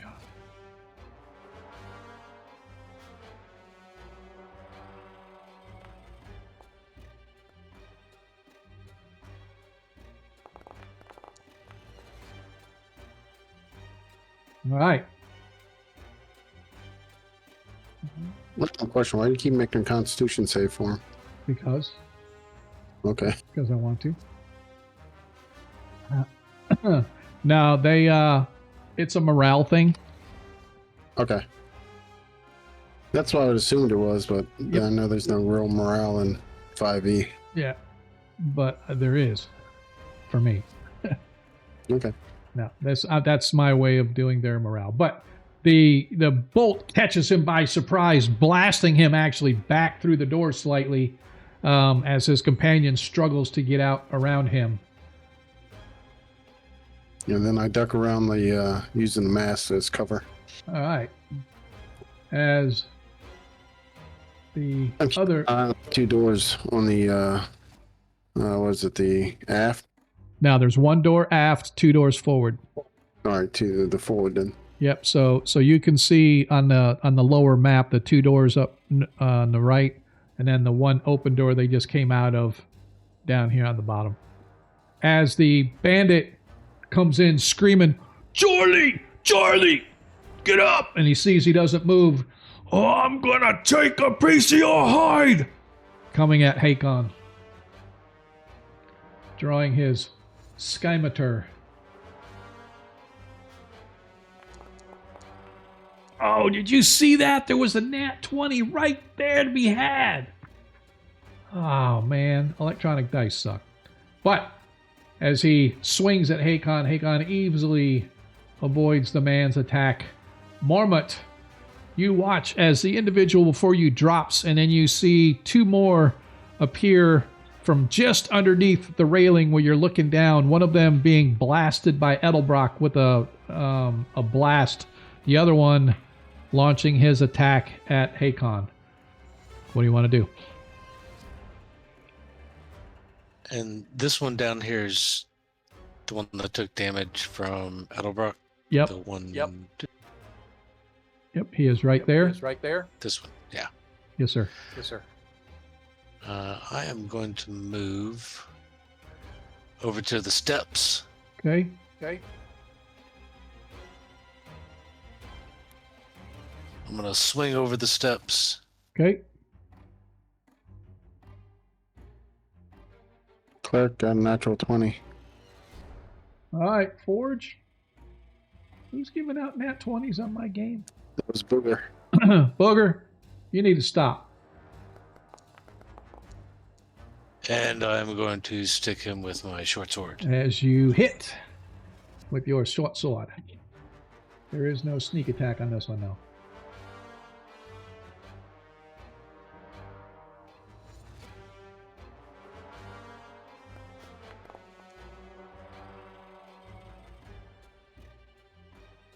Eight hit Does points of damage.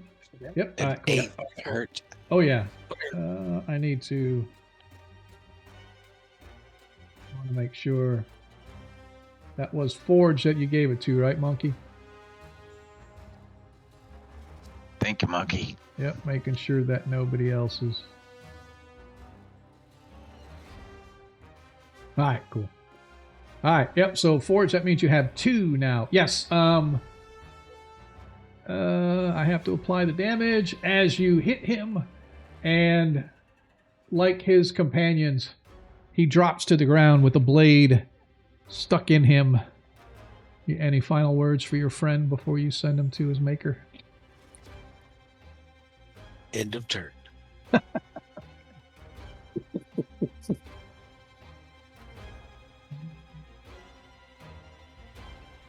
Oh, he's I need to do him.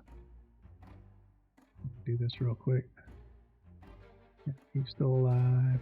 He's gone.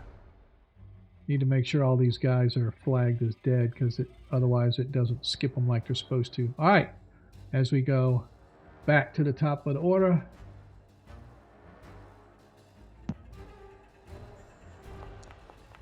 Hakon's going to take a swing at the guy who tried to take a swing at him. All right. Okay, Hakon misses again. I like it. Even better. All right, is it for you? You. The dwarf growls. All right. As you miss Gage, as you look, you see Mormont taking down one. You can see a couple of more individuals coming out of the fantail area. This one coming out is actually a woman, and behind her is a rather swarthy-looking individual brandishing a pretty large bastard sword of some kind. Obviously the leader. Alrighty. For him.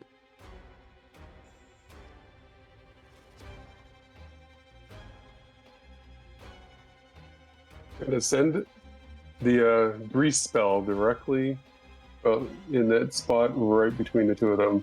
All right, click cast.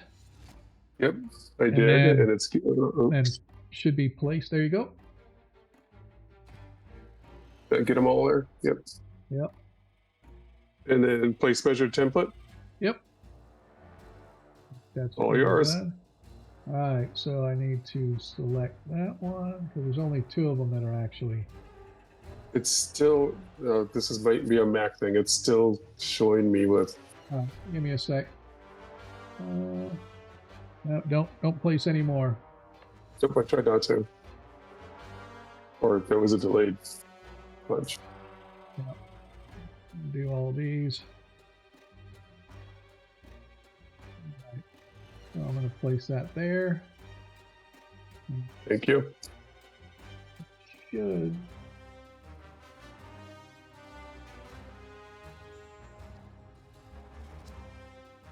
All right, so the two that are still alive.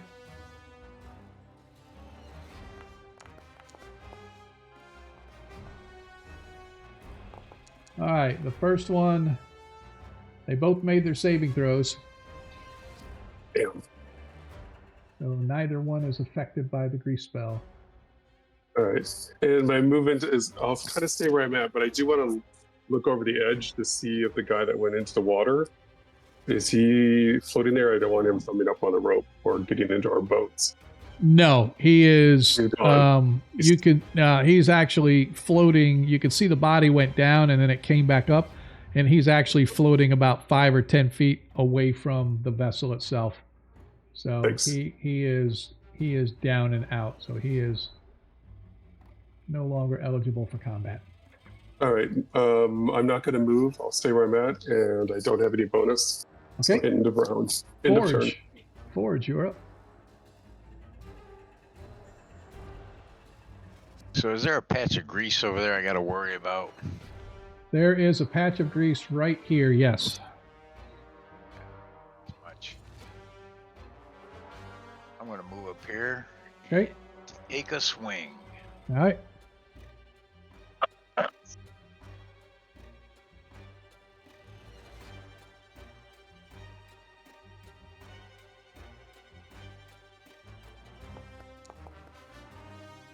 Swing, bada bada, miss, bada bada. Edelbrock, just as a note, don't forget to deselect the target that you had targeted before, otherwise it'll try to attack too. All right, is that it for you, Forge? Yeah, I've been hanging around the damn paladin too much.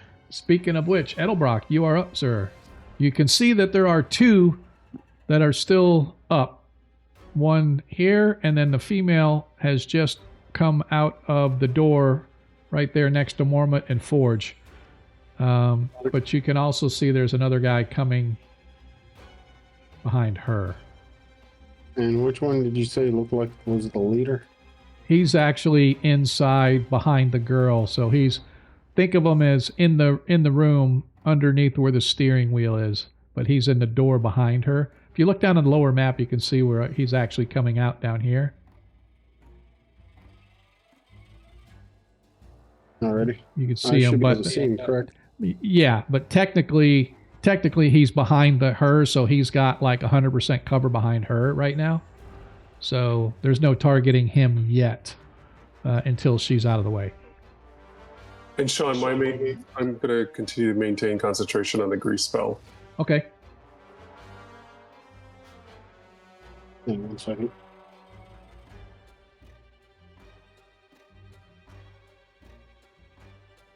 Oh. I redact that. It actually lasts for a minute whether I concentrate or not. Sorry, guys. Okay. No worries.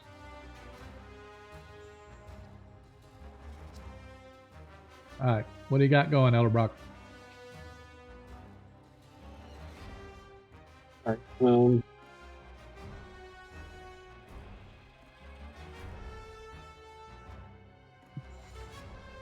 So the one at the door is the lady. Yes, that is correct. I'm going to move the guys that are dead. I'm going to move them out of the way so they don't confuse anybody. So right here is female. This is one of the male. And you're going after the girl? Yep. Oh, you almost got with that nat 20. You could have had her. I got 3 nat 20s if I wanted it. Yeah, well, I don't think you got the balls to use them. I haven't needed to yet. I know, right? You guys are smacking everything. All right, go ahead and do your damage. Do your worst. Oh, that is kind of bad. Damn, dude. That was the worst. Yep.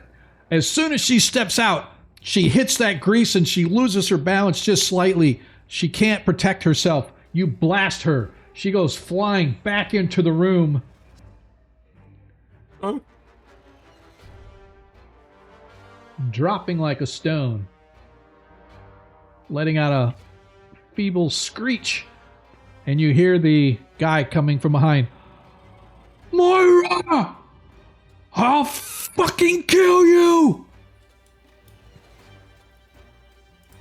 Or words to that effect. If you can get past me. Yeah. Okay. Yep. With my hex spell, it says I'm still at disadvantage on ability checks. So would that be on his attack rolls if I do his strength? No, it's only ability checks that have to do with strength. Like if he had to do a save, actually I don't even think it's saving throws. I think it's just ability checks. So if he has to do something with a strength or a dexterity or a wisdom or whatever it case may be, that's what hex goes against. If I do his dexterity, would it cause a disadvantage on walking on the grease? Well, I'm pretty sure hex does not affect saving throws. It's only ability checks. It says ability check. That's what I'm asking. Yeah, Is so it a save? so that would not affect his ability to save. So again, it would be something like he wants to do an acrobatics to get away or something like that. He would have disadvantage on that. So, but yeah, other than that, no, hex is only for ability checks, not saving throws or attacks. So now that I blasted her out the way, does the guy inside the door have what, a sword or something? Yeah, he's got a big bastard sword. Okay, So, then I'll end my turn. all right. So as the bandit, they're still going after Hakon with his blade. Not with that. Yep, I don't even need to use my nat ones either. See there? To complete that game. Hey, Mormont, you are up. I'm going to put this other guy there just because he's not quite out yet, but he's in the doorway, not quite out where he is, but I can't put him any further back. Well, I could. But... Gotcha. I will slide a dagger out of my belt and throw it at the bandit engaging Hakon. Okay.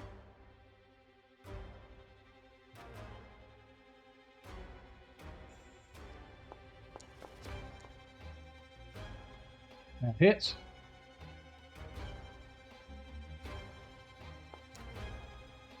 Nice.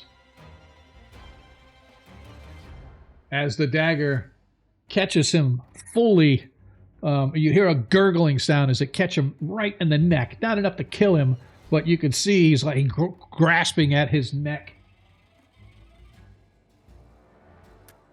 Very nice. I feel like I'm in like full throw motion as this guy steps through the door frame, and I just like look up at him and end of turn.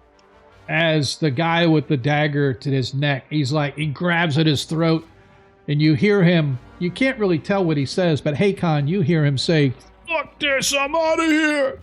And he runs for the side of the boat.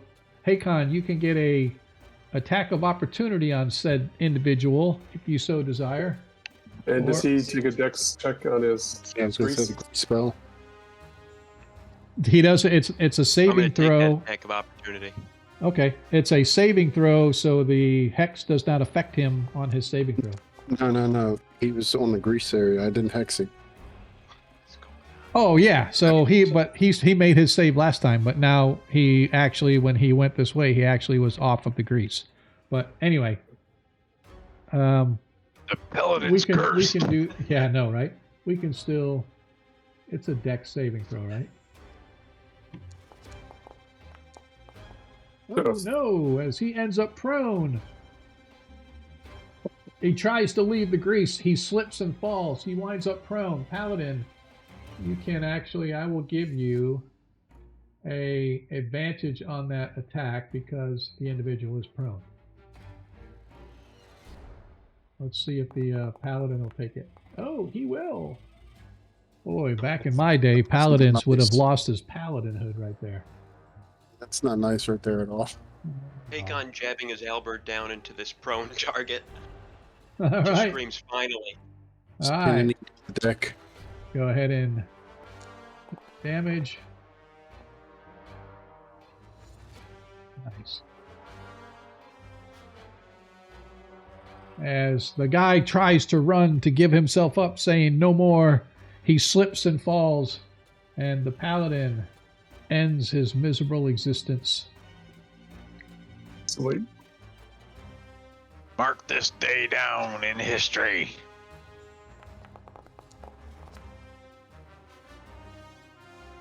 Right. Mormont, you just went, so that guy went, and now we're back to the top. Hakon. Don't forget there is a buttload of grease right there.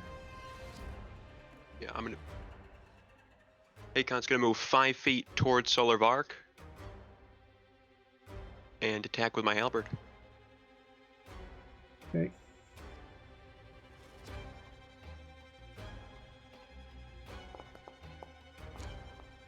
Even better. I like it. You didn't target him, so you still missed. All right. Gonna bonus action bless.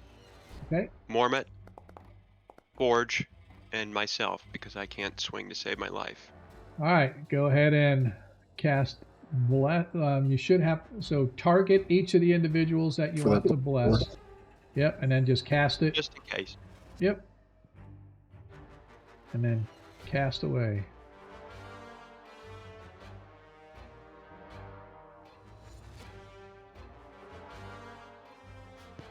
Just too good for your own good. Yep. All right. Now, don't forget to deselect your companions, because otherwise, next time you attack and hit, it'll do damage to them as well. All right. Is that it for Hakon?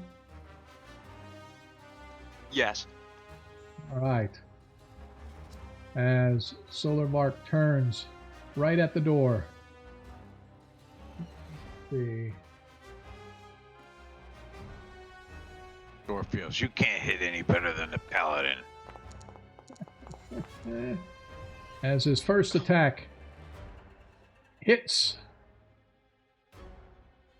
Ouch. He does 6 hit points of damage to Mormont as his second attack comes in. Nat 20. Whoa. Well, One is enough. Does Mormon have a nat one? He might wanna use it. As 14 more hit points against Mormont. Mormont is down.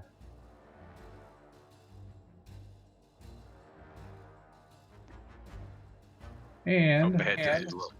I am Still better than a dwarf. yeah.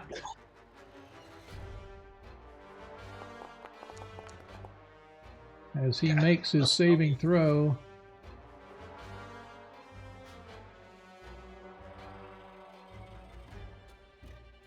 and moves to the other side of the boat. They get an attack of opportunity there, don't they?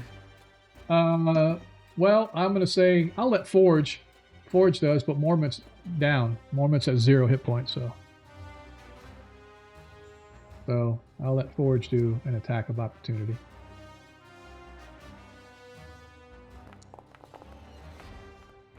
That's what I thought. 19 hits.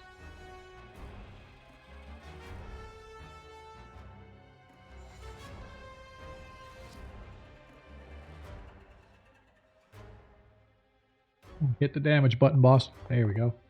That's what I like to see. Seems like it's processing a little slow today. Yeah, it is, I think. All right, that's it for Solar Bark.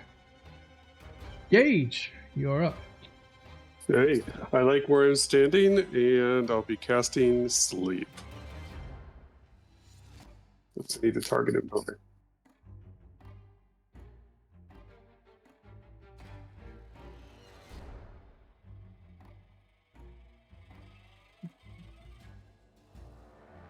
Place the measured template on him. And I will... Try to only leave 1 on him, not 14. And he makes his saving throw. Damn. Alrighty. Headed for you. I will end. Yes. That was a good attempt, though. Good try. Gonna All right. go for hostage. Forge, you are up. Don't forget there is grease right in front of you. Nice. I like it. Bring it in. I'm going to use my 20. Okay. Go ahead and do the attack.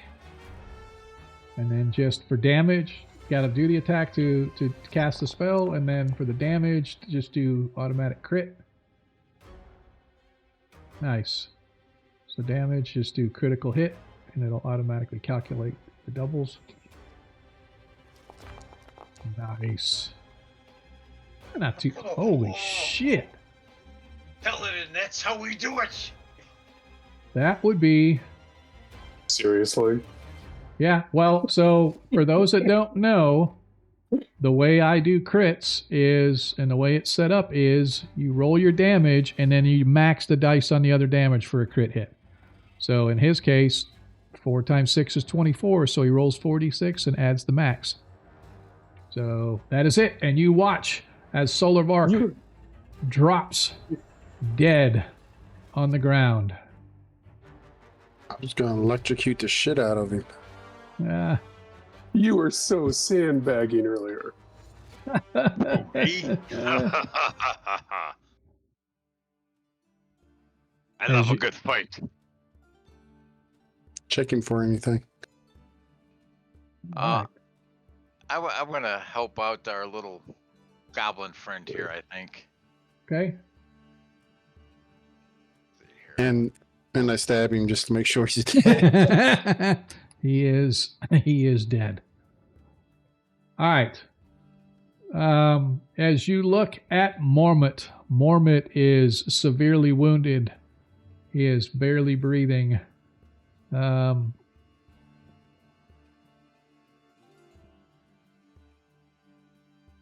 worry, goblins are a dime a dozen.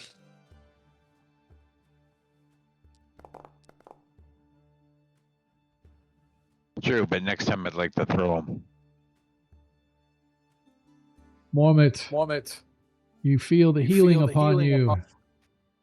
Now remember, if you do a successful medicine check, DC 15, right?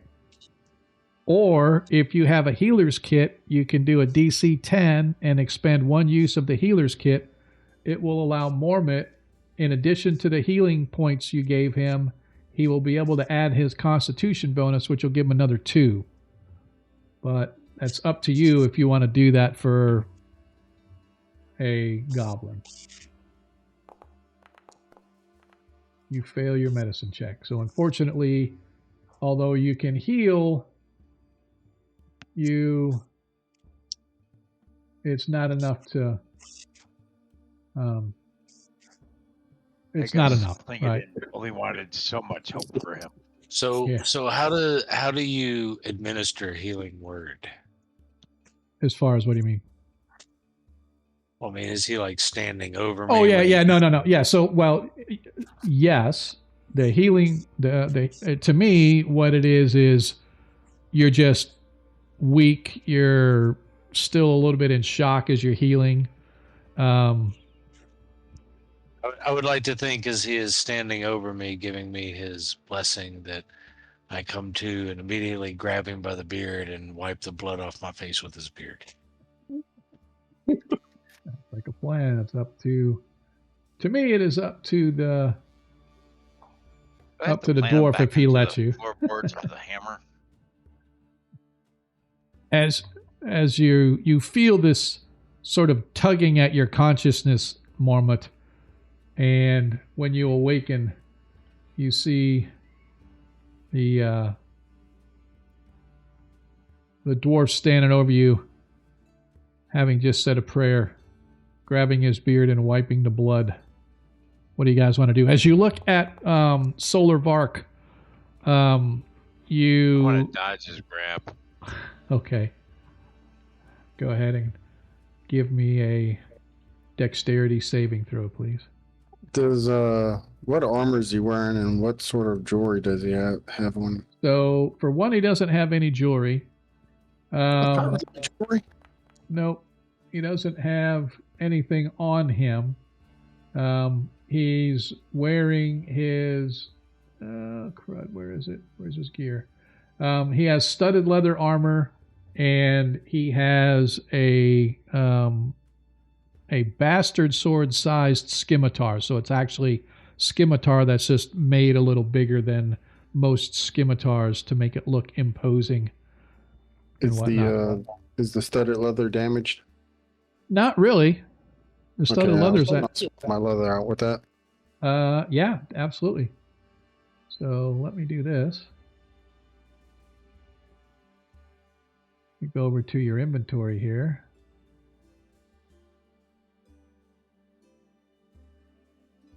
And you now have studded leather on there. You just can. I don't see it. Oh, you already had studded leather. Oh, sorry. I sorry. put it I on had gauge. leather. I put it on gauge. Oops. Sorry. Any pouches on him? No, he looks like he just got was in bed or whatever. Hang on a second. I dropped the gear on the wrong person because I wasn't paying attention. There you go. Now you got studded leather on you.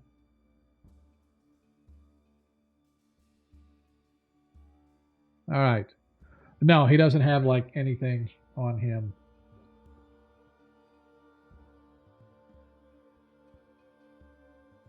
Every little point helps. Yep. All right, so there's nothing else on him. All right. I assume the grease spell is gone. Yeah. Well, usually right after combat and stuff, I just kind of. Okay. I'm gonna go ahead and check the rest of the dead that's on the deck. Okay.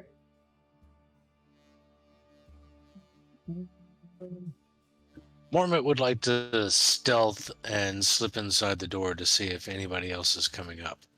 Give Actually, me. before he was walking off Give me and give me a perception check, please, Mormont. DC 12 gives you something. DC 15 will give you everything. before he wanders off too far, if I use my medicine check, will he get any life back? Yeah. I don't So have a healer's kit. yeah, the DC 15 medicine check will allow him to do a little more help to him to give him his bonus. And if you had a healer's kit, it would only be a DC 10.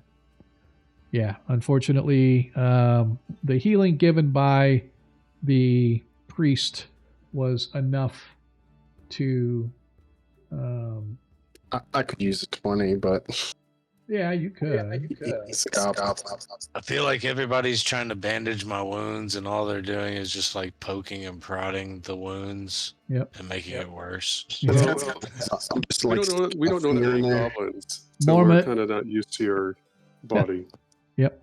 Mormont, as you kind of poke your head in the door, you hear a screech, followed by a thump, followed by a crash, and sounds like in your world, you've heard these things in the jungle, something eating, and it's coming from below decks. Okay. But that's was there where we're anything going to else take on our any of break. these, No, bandits? I'm going to say that on each of the bandits you find 5 gold coins. So it's a total of 25 gold coins that you guys find on the bodies that were on deck. Nothing on Solar Vark. Do we have a way of just tallying up as a group? until So what we can do, there is actually, Like party inventory or something. yeah, there's a party inventory. I don't know, like if you guys can see it or how it shows up on your sheets. I see a party journal, but I don't see an inventory. So if you, where is it? It's on your character. On your character sheet somewhere, I thought there was something for party, like party treasure or something like that. I'll have to find it, but we're going to take a break right now. We're a few minutes late, but so I'm only going to run it for 10 minutes. So that way you guys get a chance to go refresh your snacks, walks the dog, whatever you need to do. It gives me a chance to go to the little boys' room. But we will be back. Hopefully you guys will be back with us.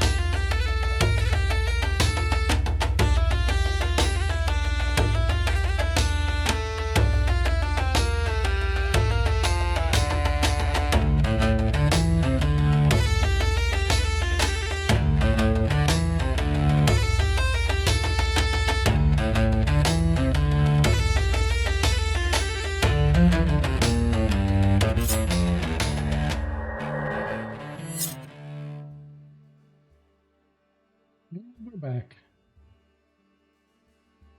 What the hell? I'm setting up my light spell. Nah, I'm looking at. So I was trying to figure out why the D&D Beyond dice roller wasn't working, and it's because some of the settings that I had for the D&D game log were off, and so I'm trying to redo it. And it's like, oh, the extension for the browser needs updated. I'm like, okay, but it's not updating. It's telling me that I can't redo it because I got a bad manifest file from. If you know anything about browser extensions, I'm trying to load an unpacked extension, and it's like, oh, you can't do it because it's not formatted correctly. I'm like, come on, man, what the hell? I literally just got the latest release, and the latest release, back in frickin' forever ago. So that's probably why it's no longer valid here. But I'm trying to look. Give me 2 seconds here. I just want to go.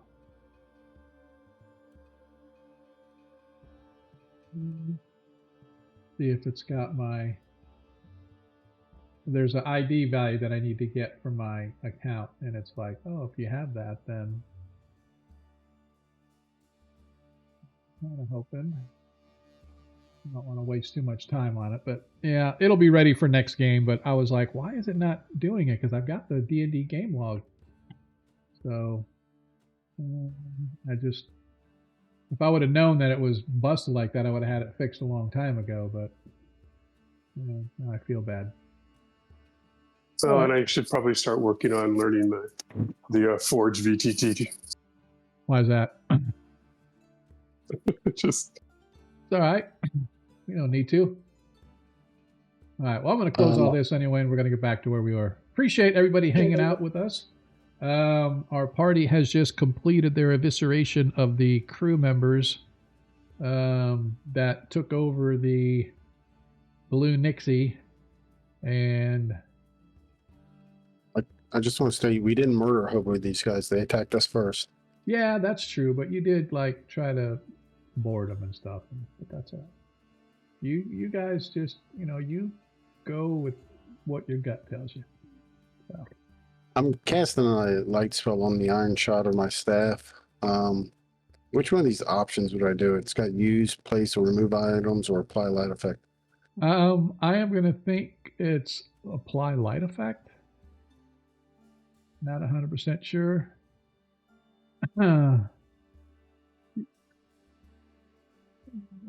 Did that just say?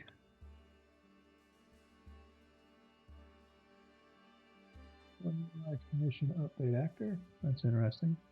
Oh, Hemi. Think. So who cast it? Edelbrock cast it, and I am going to apply light to Edelbrock. There we go. He turned off my light. You want me to turn it off? You want me to turn it off? I got the pension for red. I'm confused.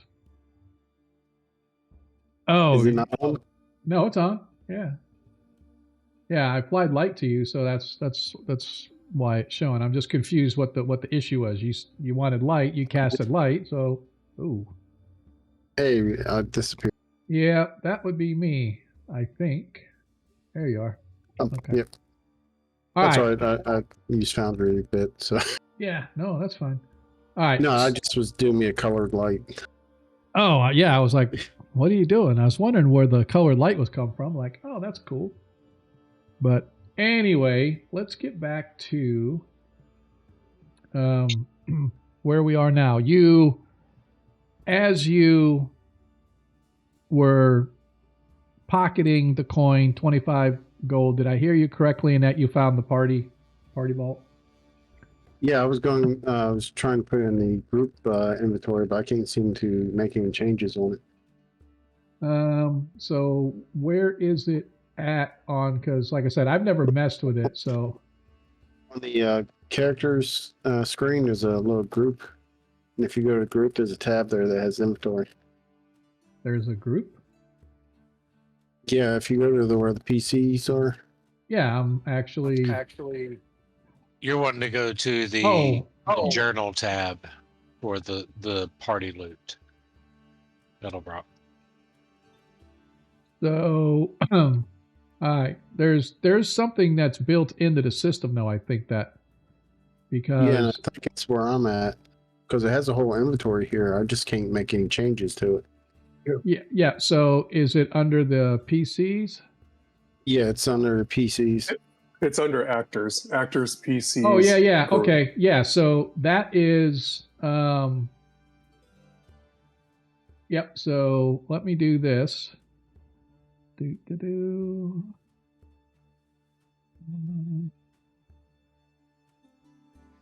Now that should allow you to do what you want to do now. All right, there it goes. Yep.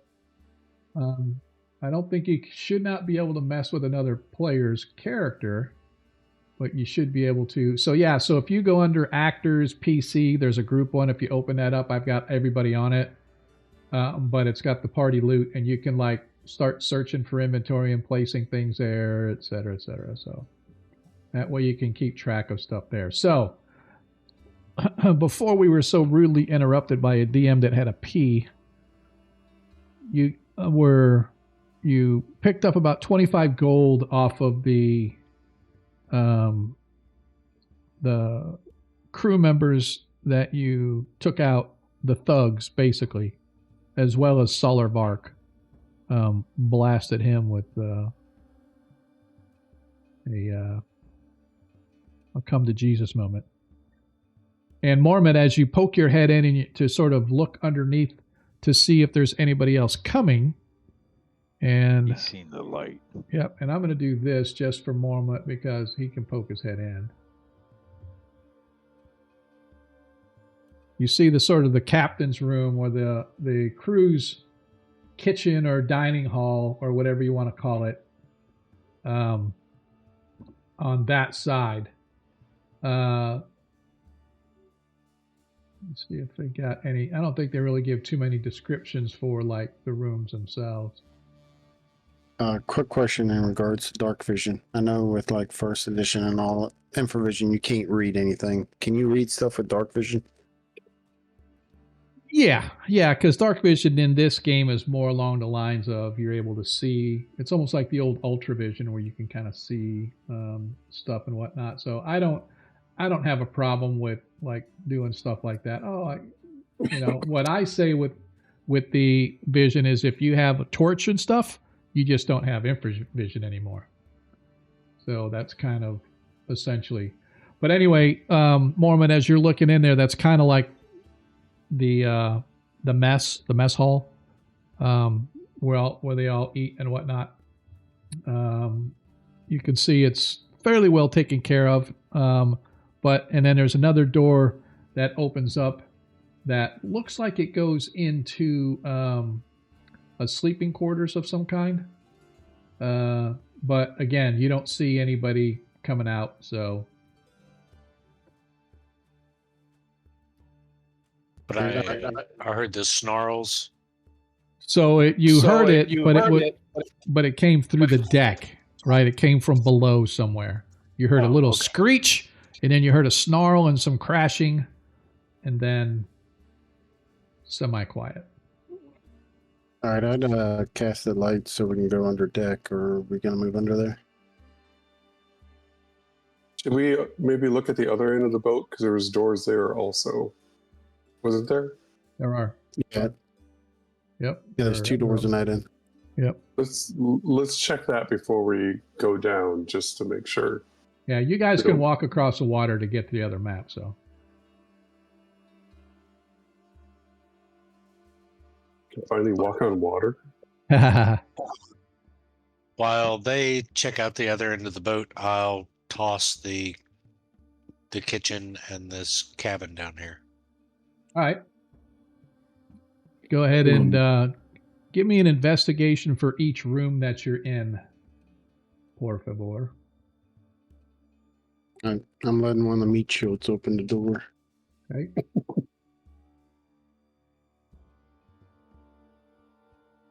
Who are you calling these shields? 6 for the kitchen. Okay.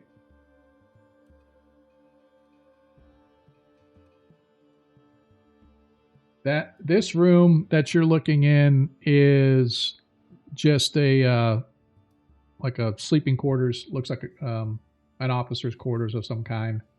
You guys, you should be able to just click on the door to open the door. Up in the forward area of the boat is what is known as the forecastle. Let's see, B45.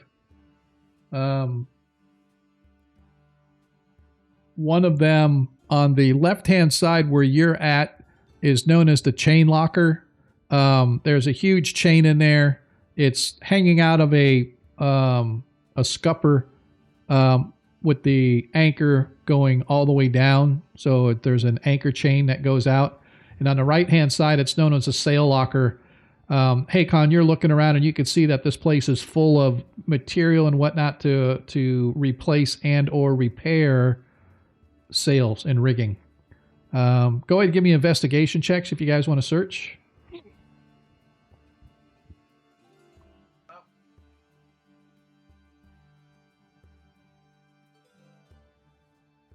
Mormont, as you open up the other door, you step into a room that looks like it's well used. There's a large bed in there, dare I say a queen-size bed. You can see that there is gear in here for 2 people, 1 man and 1 woman. And Gage, as you're searching around, you don't really find anything of value, but you do find 2 flasks of oil. I'll take those. But other than that, there's nothing really of value that you guys find up top. No stairs down to the lower hole. Where? Well, I thought I'm it- assuming. No, I thought it there's was yeah, no. The hatch So by the mast. no, so the two round ones on at the front and the back are actually for mast going up, and it's actually goes through the deck down below, because that's how they're built to give sturdiness. And then the same thing with the one in the center here. This mast goes straight up as well. There is a ladder going down in the square hole down into the hold. I'm looking here really quick just to make sure if there is anything. Did you find anything in these rooms, by the way? Moment. So, yeah, I was going to say, Mormont. Yeah, so as you search through this chamber in the captain's quarter, Mormont, you actually find there's a large trunk in there with a lot of knickknacks and clothing and whatnot. But you manage to find in amongst the clothing, buried at the bottom, is a rather sizable pouch. And as you pick up the pouch, it jingles. I look in the pouch. As you look in the pouch, you see it is full of platinum coins. No ring. No, I mean, that's what you found so far. I mean, you can keep searching if you want, but I'm going to need some more search checks, whatever. I tuck the pouch of platinum coins, assuming it's the docking fees that she's paid, Okay.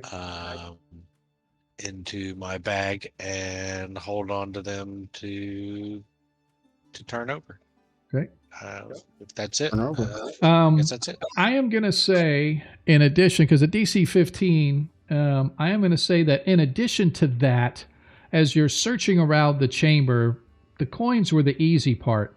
You, with your sharp eyes, notice some inconsistencies with the headboard of the bed. And a quick investigation finds a push panel. You push it in and then release it, and it pops back out. and inside you can see a gold ring with the insignia of a swan on it. But more interestingly, there's a piece of parchment rolled up very finely and stuck in the ring, like a ring, it's being used as a ring holder. I will slip those into my bag as well. Okay. I asked to see the parchment.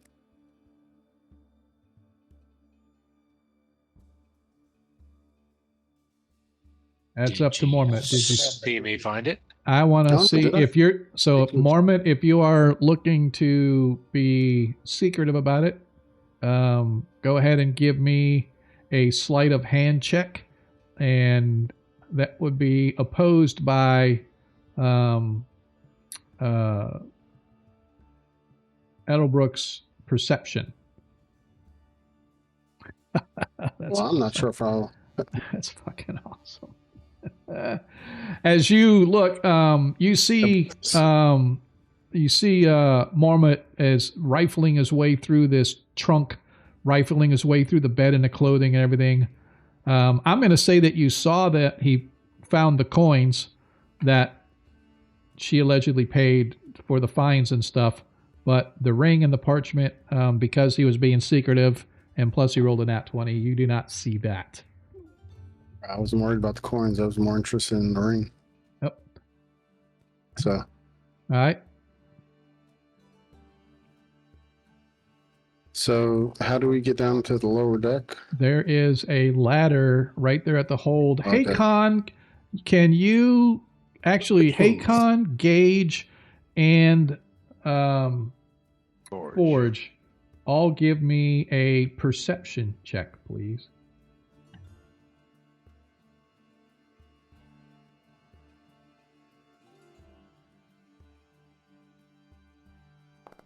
Wow. We got 9s galore. Yep. So, Haycon, you hear something down below. There's something moving around down there. You heard it, and then it went away. Nobody else heard it. Sean, where I'm standing, right over here, Yes. there's a grate. Is that like a elevator mechanism that people? No, would it's just lower down? it's just a metal grating that gets moved so that they can lower things down, but it is not any kind of an Yeah. elevator. Okay. Yeah, so you would there's an actual ladder at where you guys are standing, but where you're at, Gage, while it can be moved, it would still require somebody to lower you down because there's no way to get down there. And there is it anything- actually graded? Like, is there? Yeah, it's a big inch? grate so you can see, like quarter, half inch, whatever squares, whatever they are, and I'm not sure what the actual size is in those days. But They might take a couple of people or a crane to move off. yeah, it could take at least two. I want to say at least two people to move it with an athletics check of a DC 15. 4 people, a DC 12, would be able to move it. Can I cantrip a coin and drop it through the grate? So if I see if I can see what's down there, Sure. I would like to do that. Okay. Is there anything in these boats? Or are they just covered boats? No, they are just lifeboats.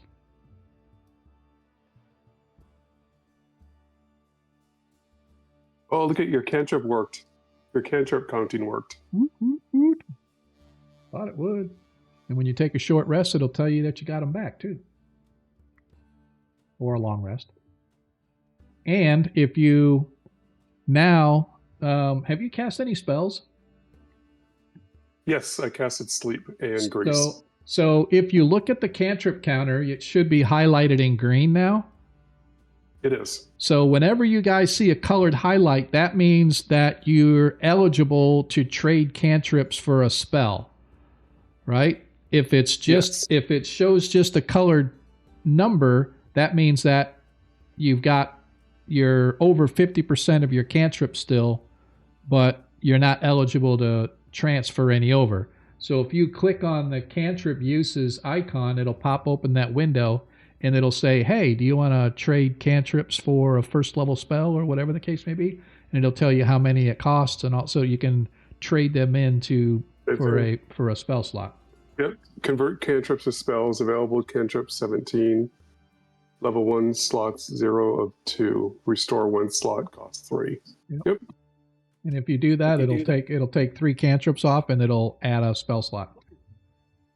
Can I take my staff with the light on it and use it like a flashlight through one of the holes in this? Yeah, absolutely. And you could do the same thing with where the hole that you're standing, where there's a ladder going down. You can see that there is there's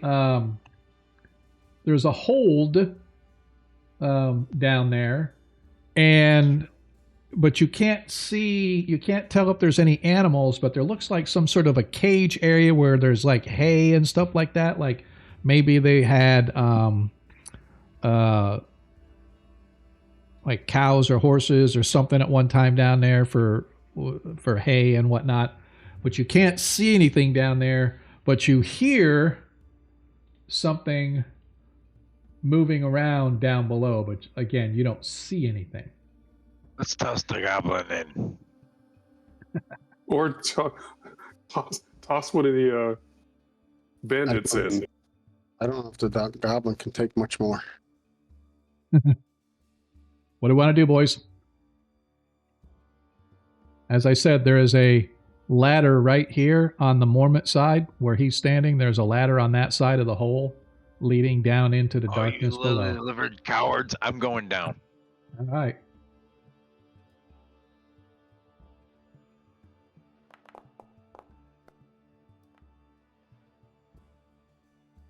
As you get down, you can see in the darkness, it's in the hold. There are bales of hay. There is this cage area here, and there's a wall right where you're at, and there's a door leading into the forward end of the boat down there. What's at the front of the boat down here to your right? You can't see. It ends in a wall, but you know there's probably doors on the front and the back of the boat, but there's definitely a door right here where you're at. Anything inside the cage? No, it is empty. A bunch of hay and fur and everything. Looks like there was something there at one time, but currently there is nothing. Is there a gate open in it? It's closed, but there's no like lock on it, like right here on the corner. It's closed. I want to see if it's open, like loose and open. Okay. I would like to say that I tried to stealthily slide down behind the door. All right, go ahead and give me a stealth check, please. Oh, you did. Never mind. You quickly and safely make your way down just as you're seeing Forge over there checking out this cage area, and it is definitely open, not locked. Mormont, you hear gurgling noises coming from the other side of the wall on the aft end of the boat. Okay, I'll wait for Mormont to move out the way, then I'm going to head on down as well. Okay. Yep. I slid on out the way, and I will use my astute ability of common sign language to sign to the dwarf and let him know that something's in this room.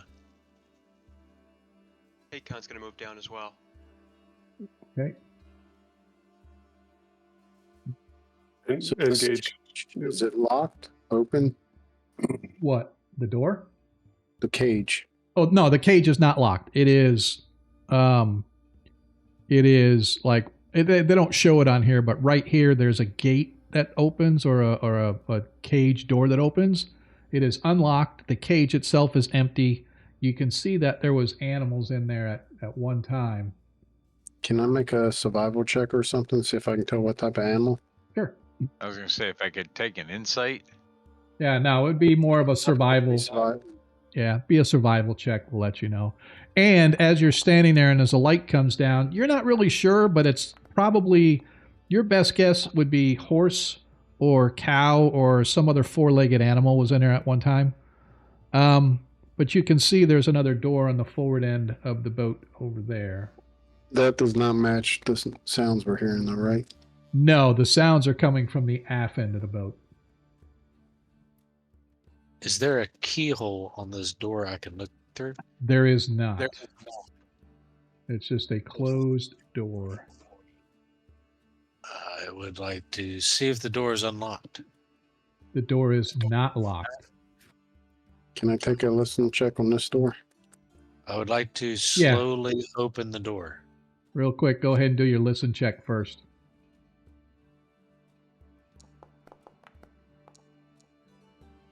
You hear no sounds coming from that end. I'm gonna go pick up my coin.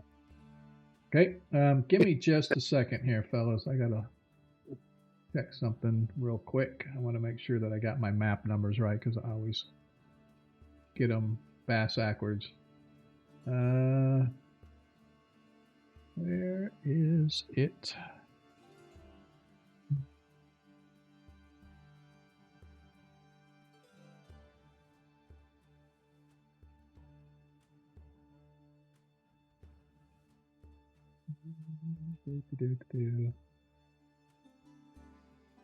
Okay. Thought I had it, but I don't. Anyway, so yeah, you listen at the door. You don't hear anything. There's no sounds coming from there. Mormont, you slowly open up the door and you go to open it and it thumps against something. There's something on the other side of the door blocking it. You get it open like 2 inches and you kind of peek down and you see what looks to be, I don't know, the remains of somebody. Looks like it's a half-eaten person wearing similar clothes to the crew members that you just dispatched up top. Is door locked? No, it is not, Edelbrook. Yeah, I will slowly pull the door closed Okay. and let Flint know, since he's right there next to me, that there's something not nice in this room. Flint. To battle we go. Search around this room. All right, go ahead and give me. Sorry, forage. You go ahead and give me a search check, Edelbrook. I'm horrible with searching. I like it. Yeah, as you search around, you don't really find anything of note. What does it look like in here? Kitchen? It's kind of like a workshop area. You can see that the Battle door. Let's go. yeah, it looks like they could do like repairs down here. You can see that there's a lot of tools and stuff that looks to be for taking care and maintaining the area below decks. You could tell that there's like all kinds of like plant material and looks like maybe making salves and other things necessary for like healing, maybe underway or something like that. So it's basically like a workshop. Can I put together a healing kit from this stuff? If you can give me a medicine check DC 18 or greater, I'll let you do one use of a medical kit out of this stuff. There you go. You managed to get a medicine kit, but only one usage out of it with the materials that are left over here.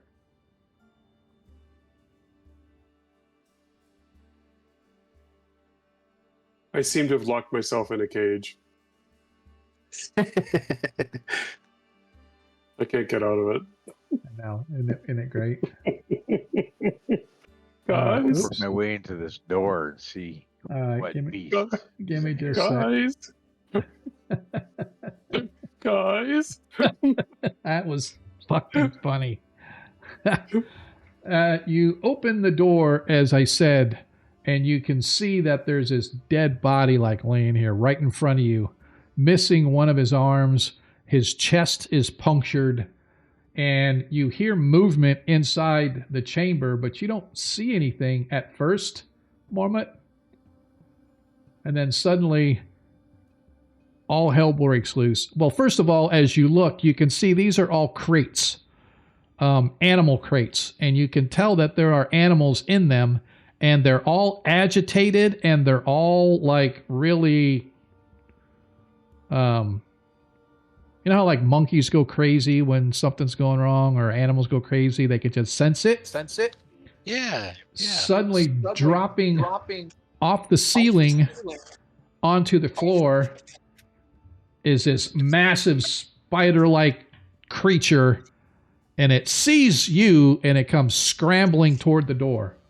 I push in the Bring my dwarf. shield up in front of me. Okay, give me an athletics check to see if you can push the dwarf in the door. No, I'm totally kidding. Okay. I'm glad I'm on this side of the ship.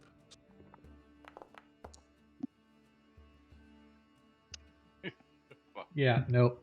All right, what are you going to do? This thing is huge, and it runs, and it slams into the wall, and the boards of the wall sort of, and then it shakes where you guys are at, and it literally, it's like rocks the ship slightly as it slams into it. You watch it, these huge, massive claw-like pinchers slam into the body that's on the floor and rip it into shreds as it starts feeding itself into its mouth.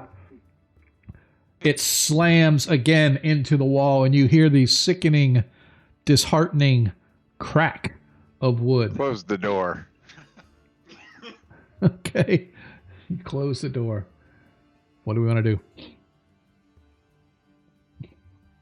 Uh, I mean, This thing gives off a Hey, Mormont, it's for you. this thing gives off a screeching roar, like a cross between like a hyena and a large predatory bird, like a screeching, cackling laugh sound.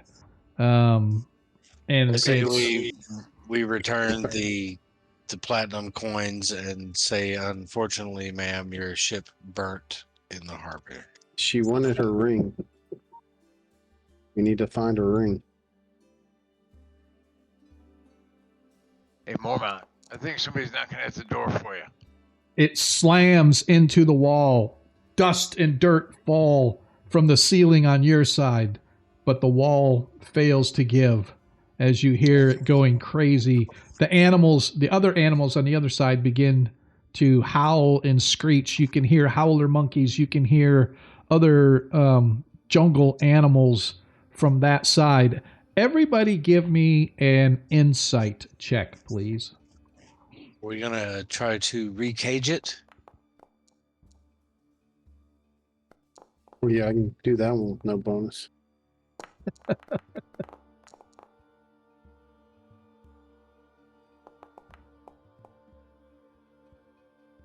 I didn't realize I did that with disadvantage. I was holding my push to talk. Anyway, so anybody that got a 12 or higher, you guys know that transporting animals of any kind is highly regulated, especially with the jungle, because other countries like to come here and poach the jungle animals. And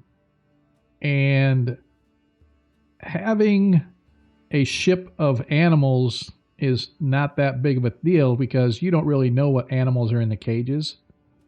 But the fact that Solar Vark and his crew were most likely keeping this ship out of Lavinia Vanderboren's hands, and now you come down here and there's this wild ass beast down there and there's other animals in cages, seems to you that this is a very under the table transport of highly dangerous and highly illegal animals, which probably pays a good pretty penny though.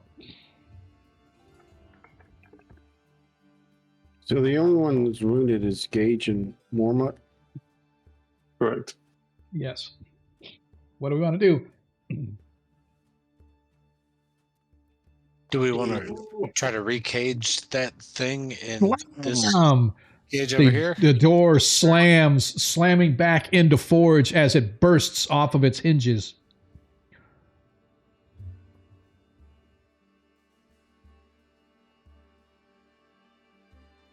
As the Just door is climb no and more then there, fire down at it. as this thing is scrambling to crawl through the door, going after Forge is Forge. climbing up the ladder so he can shoot down. I'm gonna cast a spell. Am I able Alright. to, or is he blocked? Let's do this. We'll do it this way to make it easier and a little more fair, I think. How about everybody roll for initiative?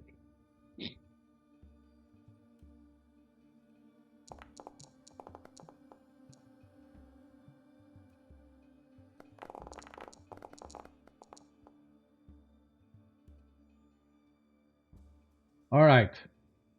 Why is it not showing your guys? What did you roll on D&D Beyond, Hakon and Forge? No, We're rolling now. Okay, I just got making kicked sure. out and I had to reload. No worries. I'm rolling right now. Yep, that's fine. I like those dice, man. All right. As the door bursts off its hinges, knocking Forge back slightly into Hakon, we are going to go to an initiative-like thing. Hakon, you're up. What do you want to do? I'm going to cast Shield of Faith on myself. Okay. And no one's heading up the ladder yet, correct? Not yet, no, but they were headed that way. Then, Gotta target yourself. Here, hang on. The turn icon looks like it's on Mormont. Yeah, it's weird how it does it. It's like whoever it puts on one, and then the next thing, as soon as you do the initiative, it stays on that person who, like, he rolled first, so it was on him, and then everybody else rolled, but the initiative stayed on him. I think the way the game system expects it is everybody rolls initiative, and then I start the turn, and then it puts everybody where they're supposed to be. But anyway. All right, Hakon, you've got your spell cast on you. Let me apply it. You now have Shield of Faith applied on you, sir. Anything else? I don't know if it could be used as a bonus action. But if Shield of Faith is a bonus action, I'd like to take a swipe at the creature. I don't know. I've got reach. I don't know if it is a... Let me double check real quick. It is a bonus action. Shield of Faith It is a bonus action. Nice. Yep, it is bonus action. Cool. So, bonus action spell, so you can attack it with reach. All right, let's see if we get it.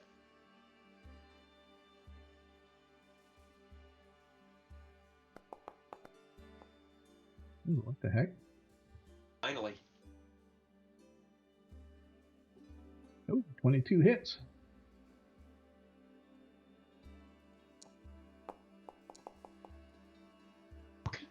Yes. Nice. I like it. Hey, man, every little bit helps. All right, as your halberd slams into it, it lets out a frenzied screech, slamming into the wall once again. As the wall crashes just a little bit more. And you're saying wall, not door. Yes, there is no more door. The door got burst off its hinges. It's now crashing the wall between you and it. Should've been This Edelbrock. isn't Ankit, is Not- it? but at least not between right. it and the water. Yeah, exactly. Not between it and the water. Yeah, exactly. Yeah, because he's there.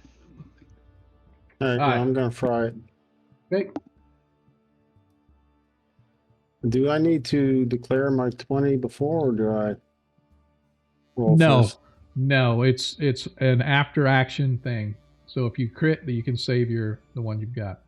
But just be aware that any crits or anything you have this session do not carry over to next session. Oh.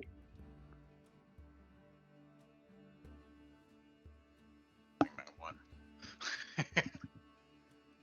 Yeah, the ones are kind of hard to. Nice. All right. 24 I'm using my hits. 20. You're going to use your 20? All right. Yep. Go ahead and do your damage.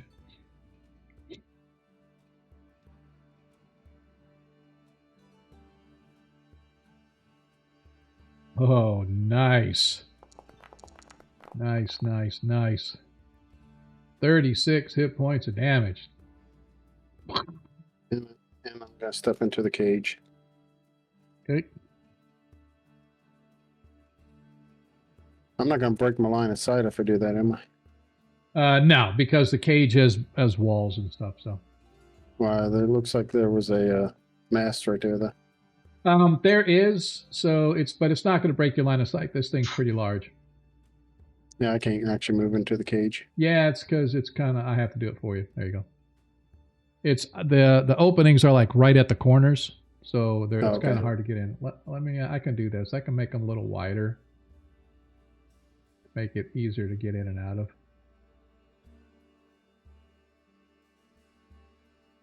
So you should be able to like get in and out now. So anyway, is that it for Edelbrock? Yeah. Gage, you're up. All right, I'm going to enact my feat alert, and I'm going to swap with Forge. Okay. So my turn has to wait.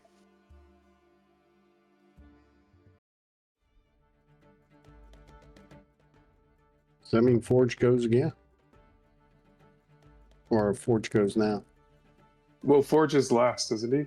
Yeah, Yeah. Forge is last, but Yeah, and So he's now- next to the beastie thing. So yep. I'm taking Forge's initiative, and Forge is taking mine. Yep. So what I'm going to do here. Thank you.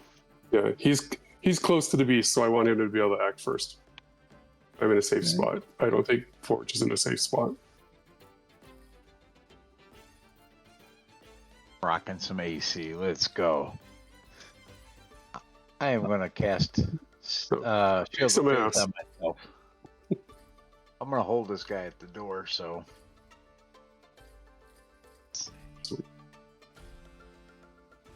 All right. Forge, you is up.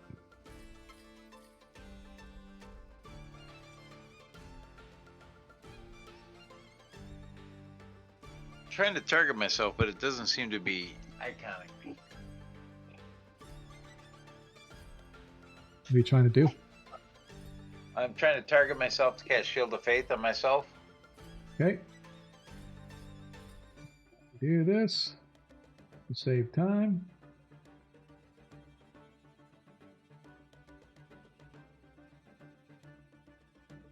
Yeah, because you targeted the.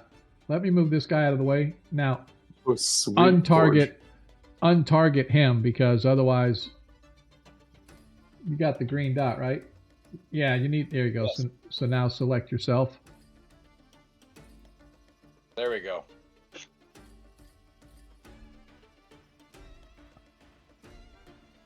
All right, so now recast the spell because it's showing that it's targeting the Regadessa. Oh, I refunded it. There we go.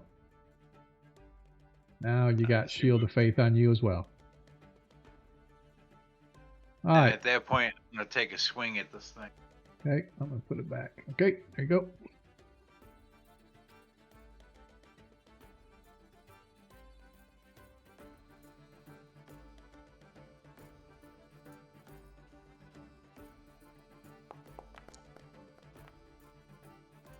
$14 misses.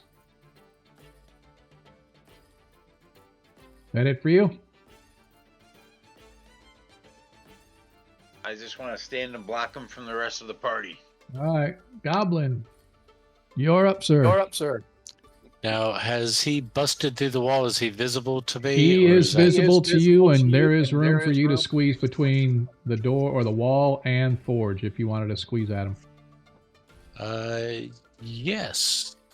So is Forge within 5 feet of him? Oh, yes.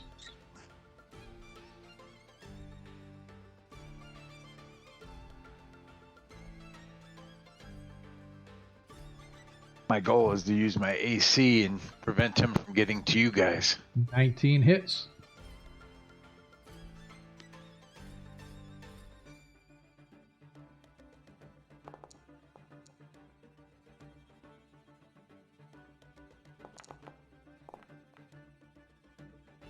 That's 9 damage. And sneak attack. An extra 2. All right. Is it for you? Bonus action. Bonus action. Disengage. Okay. And I'm going to move over by the cage. Okay.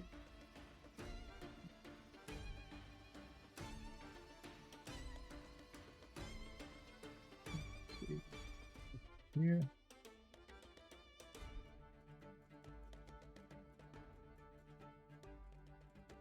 Darn it.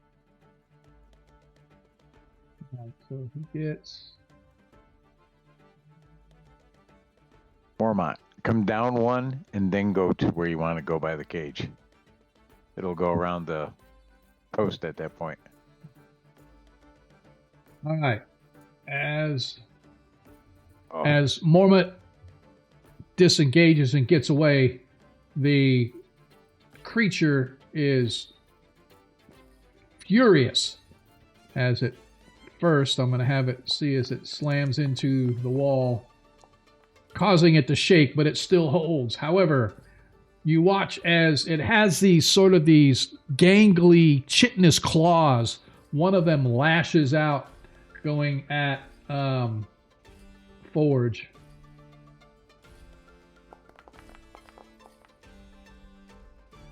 As it hits with a 23.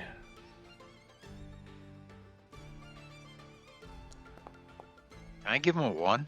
No, it well, you can. Actually, you can if you want to use your natural 1 to replace Yeah, I that want to dice give him roll. the 1.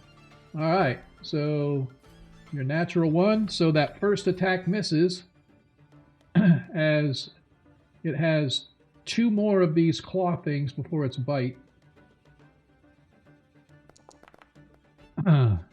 As a 13 misses, and its third little thingy, 19 misses as well, followed by the bite. And then yes. Nice.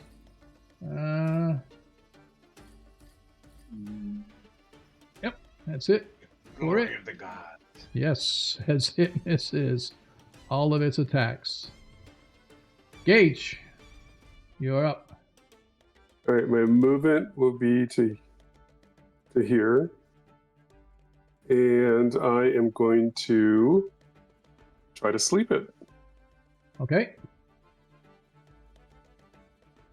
And I'm going to give him my natural 1. Okay. Go ahead and It's the cast same. sleep. Is it not taking... Okay, let's try the... I did a cantrip. Yeah, you got the spell. Yeah, I tried to take out 3 of the cantrips with a spell level. And it's... Is it because we're in combat it won't let me do it? No, it should. You had to... Yeah, I thought it said that it re-gave you your spell slot back, because I saw it took it off. No, it didn't. It says you're back to... no, I'm 17 of 18, yeah, so which was the light spells. Yeah, click on cantrip uses. It might be because we're in combat. That's something I'll have to check, because I didn't really consider that. So go ahead and click on the cantrip, and it should tell you that you're eligible to...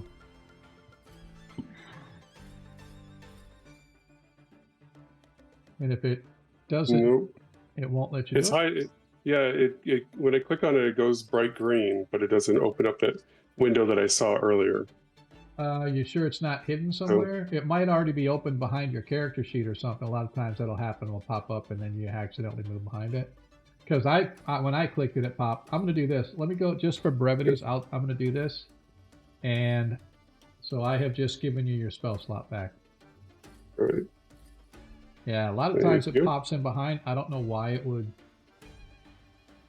why it would do that, but I've had it where I'm like, where the hell did my screen go? And it's behind my character sheet. So, all right. No. So I'm gonna do it. I'm gonna do it just for brevity's sake.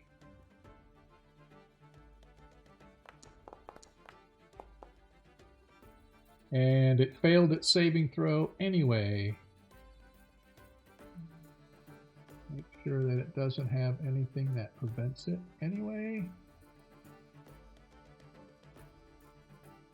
As you guys watch, as this thing slowly but surely begins to droop down and then it falls asleep.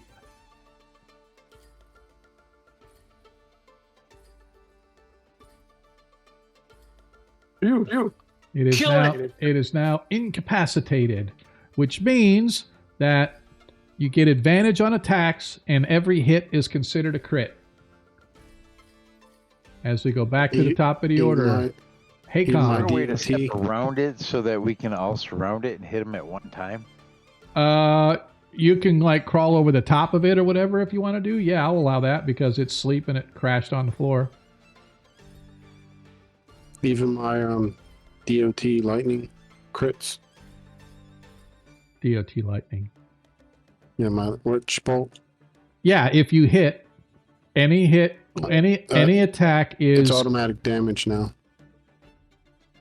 Oh, the witch. Oh, the. So I am gonna say yes because it's incapacitated. I'll allow the crit damage, and I don't like that automatic damage thing either. But that's again, that's one of those things that I'm gonna try to live with for now. But I hate auto damage. Like you have to hit. Well, you hit right, so no, I don't mind. Yeah, I that. hit. Yeah, I don't mind that. Right, I do not mind that. You know what? For today, I'm going to say yes, but I'm going to think on that one because if you hit with the crit, then yes. But if you don't hit, like if, for example, if it would have been asleep, then you hit it, then a crit because you're taking your time, you're aiming, whatever. But this time you just hit it and you're doing damage. So, but I'm gonna stick I with had my hit own it with rule. my crit. What? Oh, you did, yeah. So, but anyway, bottom line is, yeah, I'll just allow the crits this time. All right, Haycon, you are up. Attack with advantage. All right. How long does a sleep last for?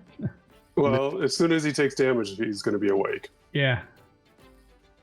You disrupt the sleep if you Yeah. interact with it. But if they don't hit, I think that it's like the next turn he has to get another save or something like that. Saving throw. And I'm a divine smite. All right, so you hit. So the divine smite doesn't crit. Only the sword or only the halberd damage. So you do the halberd damage as a crit, and then you add the divine smite after that. The divine smites don't crit. Only the weapon damage does.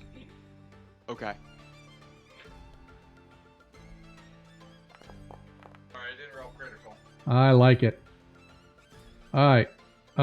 Oh, you didn't. Critical. Sorry, I didn't roll that as a critical. So the halberd does 10. So you did 3, and it does an additional 10 damage. So you did 13 total. So I will We're gonna apply roll the divine 3. smite now. Yeah, I'll apply the 3, take the additional 10, and go ahead and roll your divine smite damage against it.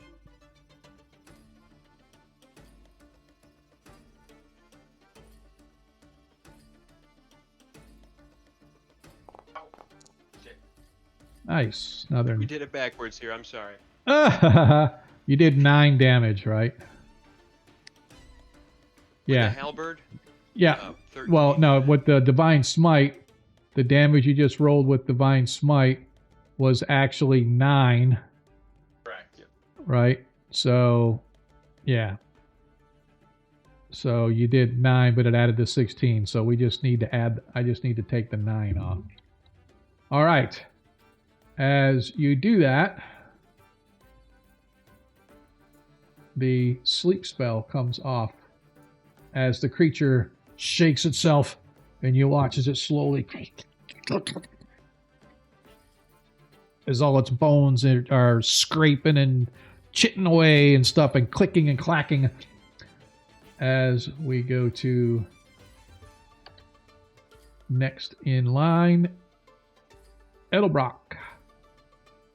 You do not get advantage on this attack now because the creature is awakened. But you do the damage automatically anyway. 12 damage. Nice. Is it still up? Oh, as it stands up and it sort of raises up like it's going to pummel down on top of the paladin, Edelbrock blasts it with its witch bolt. Shabangs!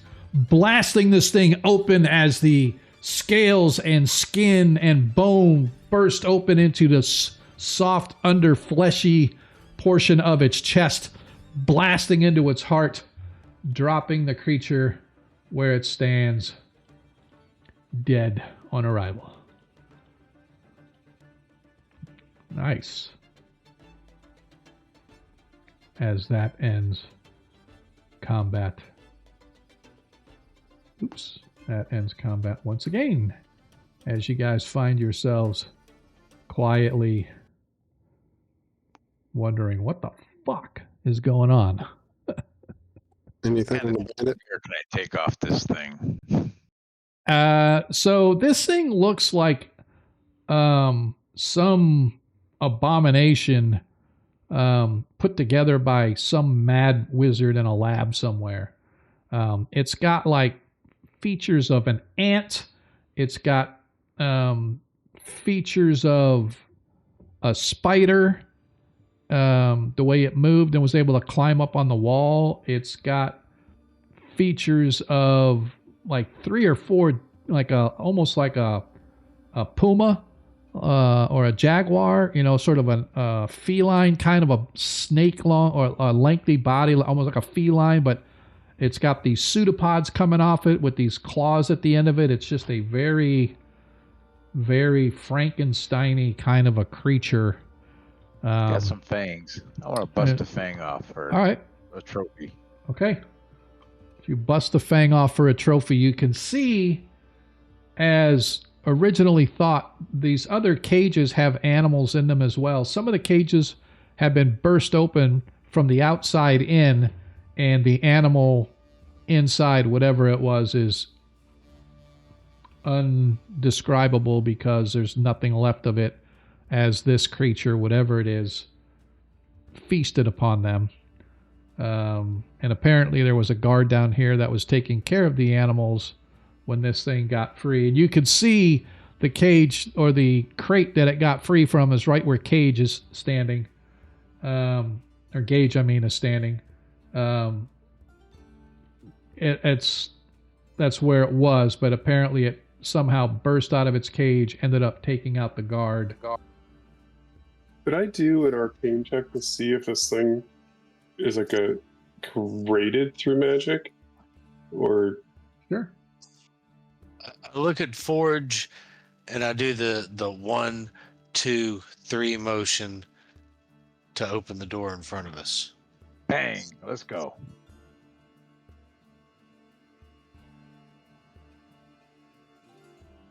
Oh my god, it's another one.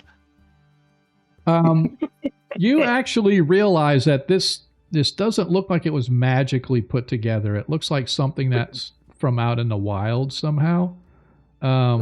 Has almost like I said, different animal attributes, but it definitely does not appear arcane in nature. thank you. Mormont, as you step in, you realize that's the brig where you're at. There's a cot in there. No, I'm sorry. Forge, you're in the brig. Mormont, you're in like a little storeroom area. Figures I get to jail.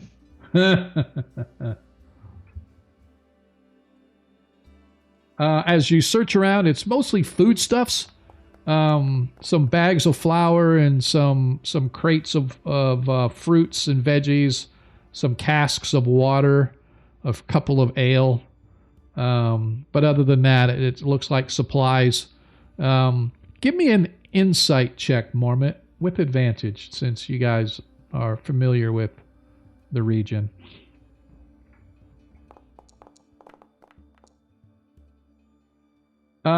As you look, this you'd swear that this boat was getting ready to sail. The fact that they were not tied to the pier, the fact that they've got a stockpile of goods here, the fact they've got cages with these animals and creatures and whatnot,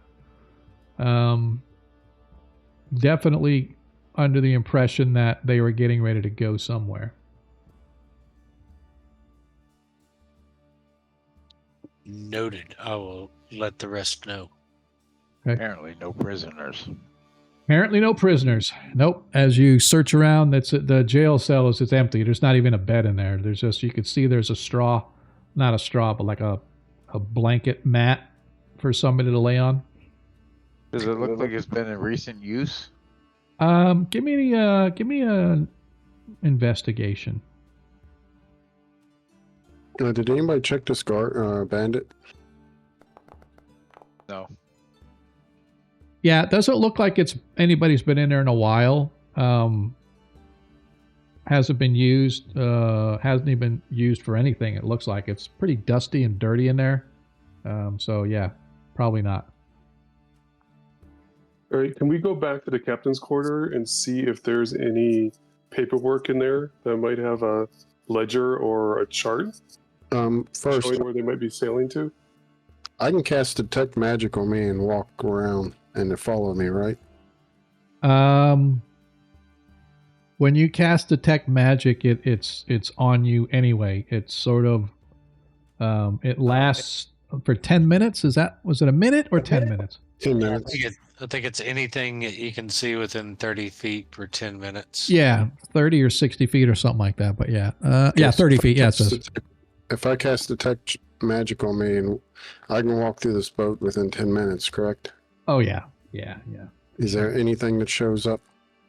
No, nothing magical. No, I'll go back up top. Okay. All right.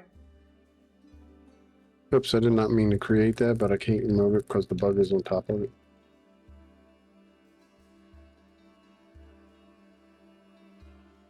All right, let me do this just to make things easy on y'all.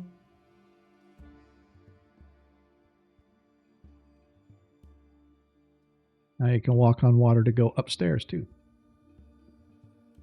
Can I make another search attempt in this room now that we have more time?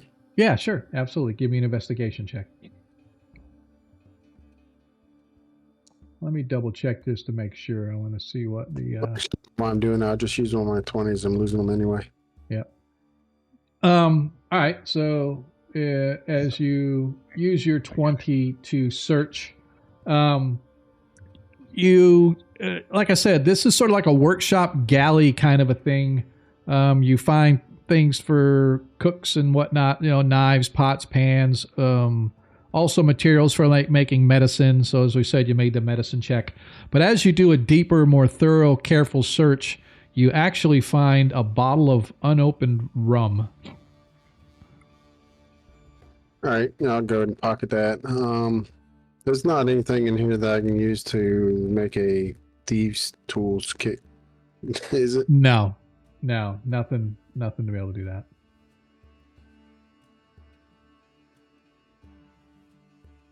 All right.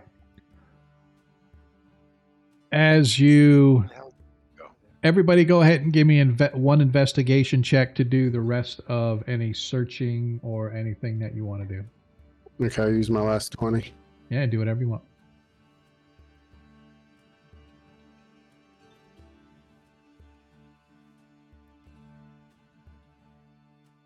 You did say we lose them, right? Yeah, the nat 1s and nat 20s all go away at the end of the session that they were given, unless there's an extenuating circumstance where there was never an opportunity to use them, but you guys had a couple opportunities to use them tonight, so. All right. A complete search of the vessel does not find anything that you think would be of value as far as like where they may have been going, etc. And no ring? No, you guys did not find any rings. I am going to say, though, Adelbrock, that while you were searching the captain's quarters, you did not find a ring, but you did notice that there was an open panel on the headboard of the bed in the captain's quarters, but there was nothing inside. There was a little space, maybe about 2 or 3 inches square, inside. It was a little push panel, and when you close it, it sort of merged and looked very much like the headboard carvings and whatnot. But when you went in there, it was open, but there was nothing in behind. Asking the group, does any of us have the ability to pilot this ship? Negative. I'm a sailor. Can you sail it into the docks? Yeah, can we sail it into a different pier or something? Was there a pier close to the mansion where? Well, I mean, no. benefactors? The closest you're going to get is where it was supposed to be parked in the first place. What about a different pier in a different location? Well, there are piers available and stuff, but you have to work with the harbor master to get the official slip that your ship is supposed to go into. Hey, we need to bring those gondolas on board. Well, we Cost me a lot of money. The goblins? What? The goblins on board. The gondolas. Throw the goblin over. we can tie those to the side of the ship, correct? Yeah, you can pull them up. It'd be difficult to tie them to the actual side of the boat, but you could probably find a way. It'd probably take a while. Some sort of a lift or a crane or something, because they weigh a few hundred pounds, right? So then you'd have to find a way to pull them up. Maybe go down there and attach some ropes and then pull them up that way. Well, I was just trying to just tie them to like the rope netting that's on the side while we pilot this back into the pier. Well, definitely could. Let's do it.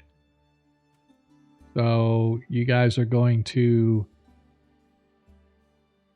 furl down the sails, lash everything up the way it's supposed to, and you're going to drive the ship and bring it into port. I think you could do that. All right. Well, they're all preparing the ship to leave. I'm going to ask Morma what was in the headboard. Was the ring there?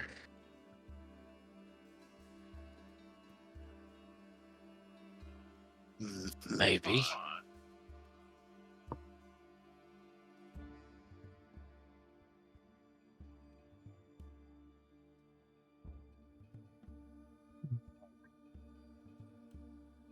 We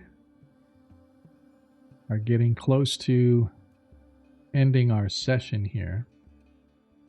So I am going to say that while Forge is a sailor,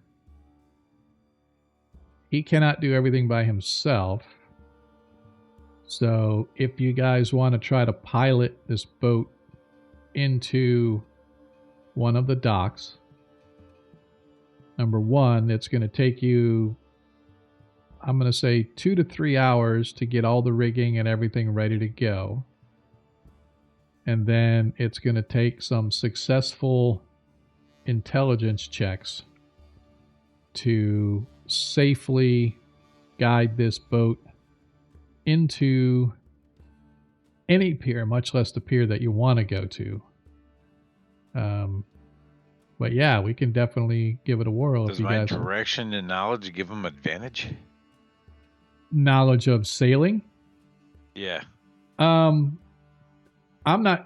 not going to be advantage because the intelligence checks are going to be coming from you for making sure that they can do what they need to do properly and then steer the boat into the proper slip.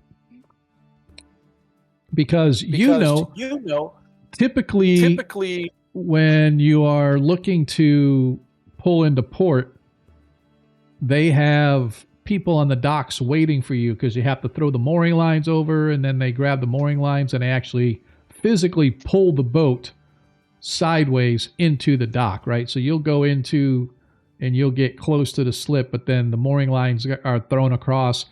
The guys on the pier grab them and they go to the chocks and stuff and lash it all down and moor the ship. Shit, So- hell with it. This boat ain't going nowhere. Let's get the gondolas and go back and let her know that what's on the ship has been taken care of.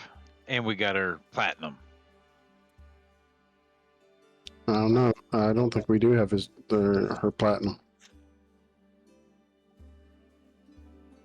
Oh, never mind. You Got her said tip. pick up the bag. She can send somebody out here to get it. Yeah, no, I hold up the bag of platinum. I'm gonna dump all the bodies off the ship. Okay, you don't want to leave them for the authorities? Why? So they can question us about murder? No.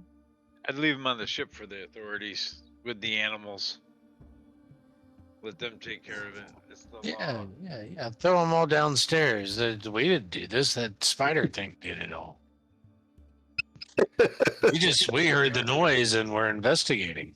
Sounded I weird. think one was seared by freaking radiant light. Stroll on a dock and the animals butchering all these people. Yeah, we'll throw the burnt one over. Three of these bandits are all dead by my spells. I don't think we can attribute that to the bug. That's okay. We can explain it out to the authorities, but we'll let our patron take care of that. Yep. And Hey, Go ahead. Forge, can you pull this bolt out of my leg? It's been Yeah, I stuck guess in we there. could. It's been stuck in there this whole time. Let's give him a little oh, healing there. There you go. Pulled it out. Just the All right. way you liked it. as he Yeah. yanks it out, I just you grab it suffer and jerk. one more. You give one more hit point of damage to Gage as you take it out. I drop it at his feet. Great, it was Barb. Alright. Wait, you only. How did you get max hit points, Gage? I Did don't- he? I have no idea. I have to look at that. I wonder if. And I also You never took a short I rest, found right? out- Mm-mm. No, I noticed that too. There was when we came back from the break. I don't know if you did a reset or something. Interesting. I just was. That's okay. I don't know, but You got 13 back, right? So, I mean, how much did you take when you took it? 6. I was down to 14. Yeah, so you're well up now. He just gave you 13 back, so. And then Well, on the cantrip uses, Yep. you actually have to click the icon, the picture, not the name cantrip. Oh, yeah, I thought you knew that. Yeah. Sorry, my bad. No, I thought like everything else, you can either click on the name or the box. Yeah, I still have to go through and I can expand the clickable area, but right now I just had it at the icon, so. There. I even So it mended worked. the hole. So I should show. your I clothes. should. Jeez, you're awesome. And it should show Oh, cantrip by uses the way- 11 of 18. hey, just so you know that the cantrip counter is off on mine because I only casted 3 or 4 cantrips. Shit, I'm down to 13. It's been pretty accurate on the thing. I don't know how it would be. I'm wondering if it was the second round damage of the witch bolt that took off. Maybe. I'm not sure. Usually, though, you have to do the action of casting for it to actually take. But we'll keep an eye on it. And then if we see something off, we can figure out. Because a lot of times what'll happen is you'll go to cast something. And like, let's say you cast a cantrip and then I refund the resource. the refunded resource doesn't go back, right? It doesn't re-add your cantrip number. So for some reason, if you ever have to cast a cantrip or you do something, you say, oh, I didn't want to do that, tell me, because I can go in and manually add the number back for you. You just can't do it yourselves. So, but we'll keep an eye on it, but we'll be doing a short rest anyway, eventually here shortly. But anyway, is there anything else? So what's the plan? The plan is you're going to put the bodies down in a hold. You're going to leave them on the deck. What are we going to do with them? Well, I was going to Just toss them go over, where but they they're want to at. leave them Let on the the boat. authorities see how it is. Okay. Do we want to fish this one out of the water?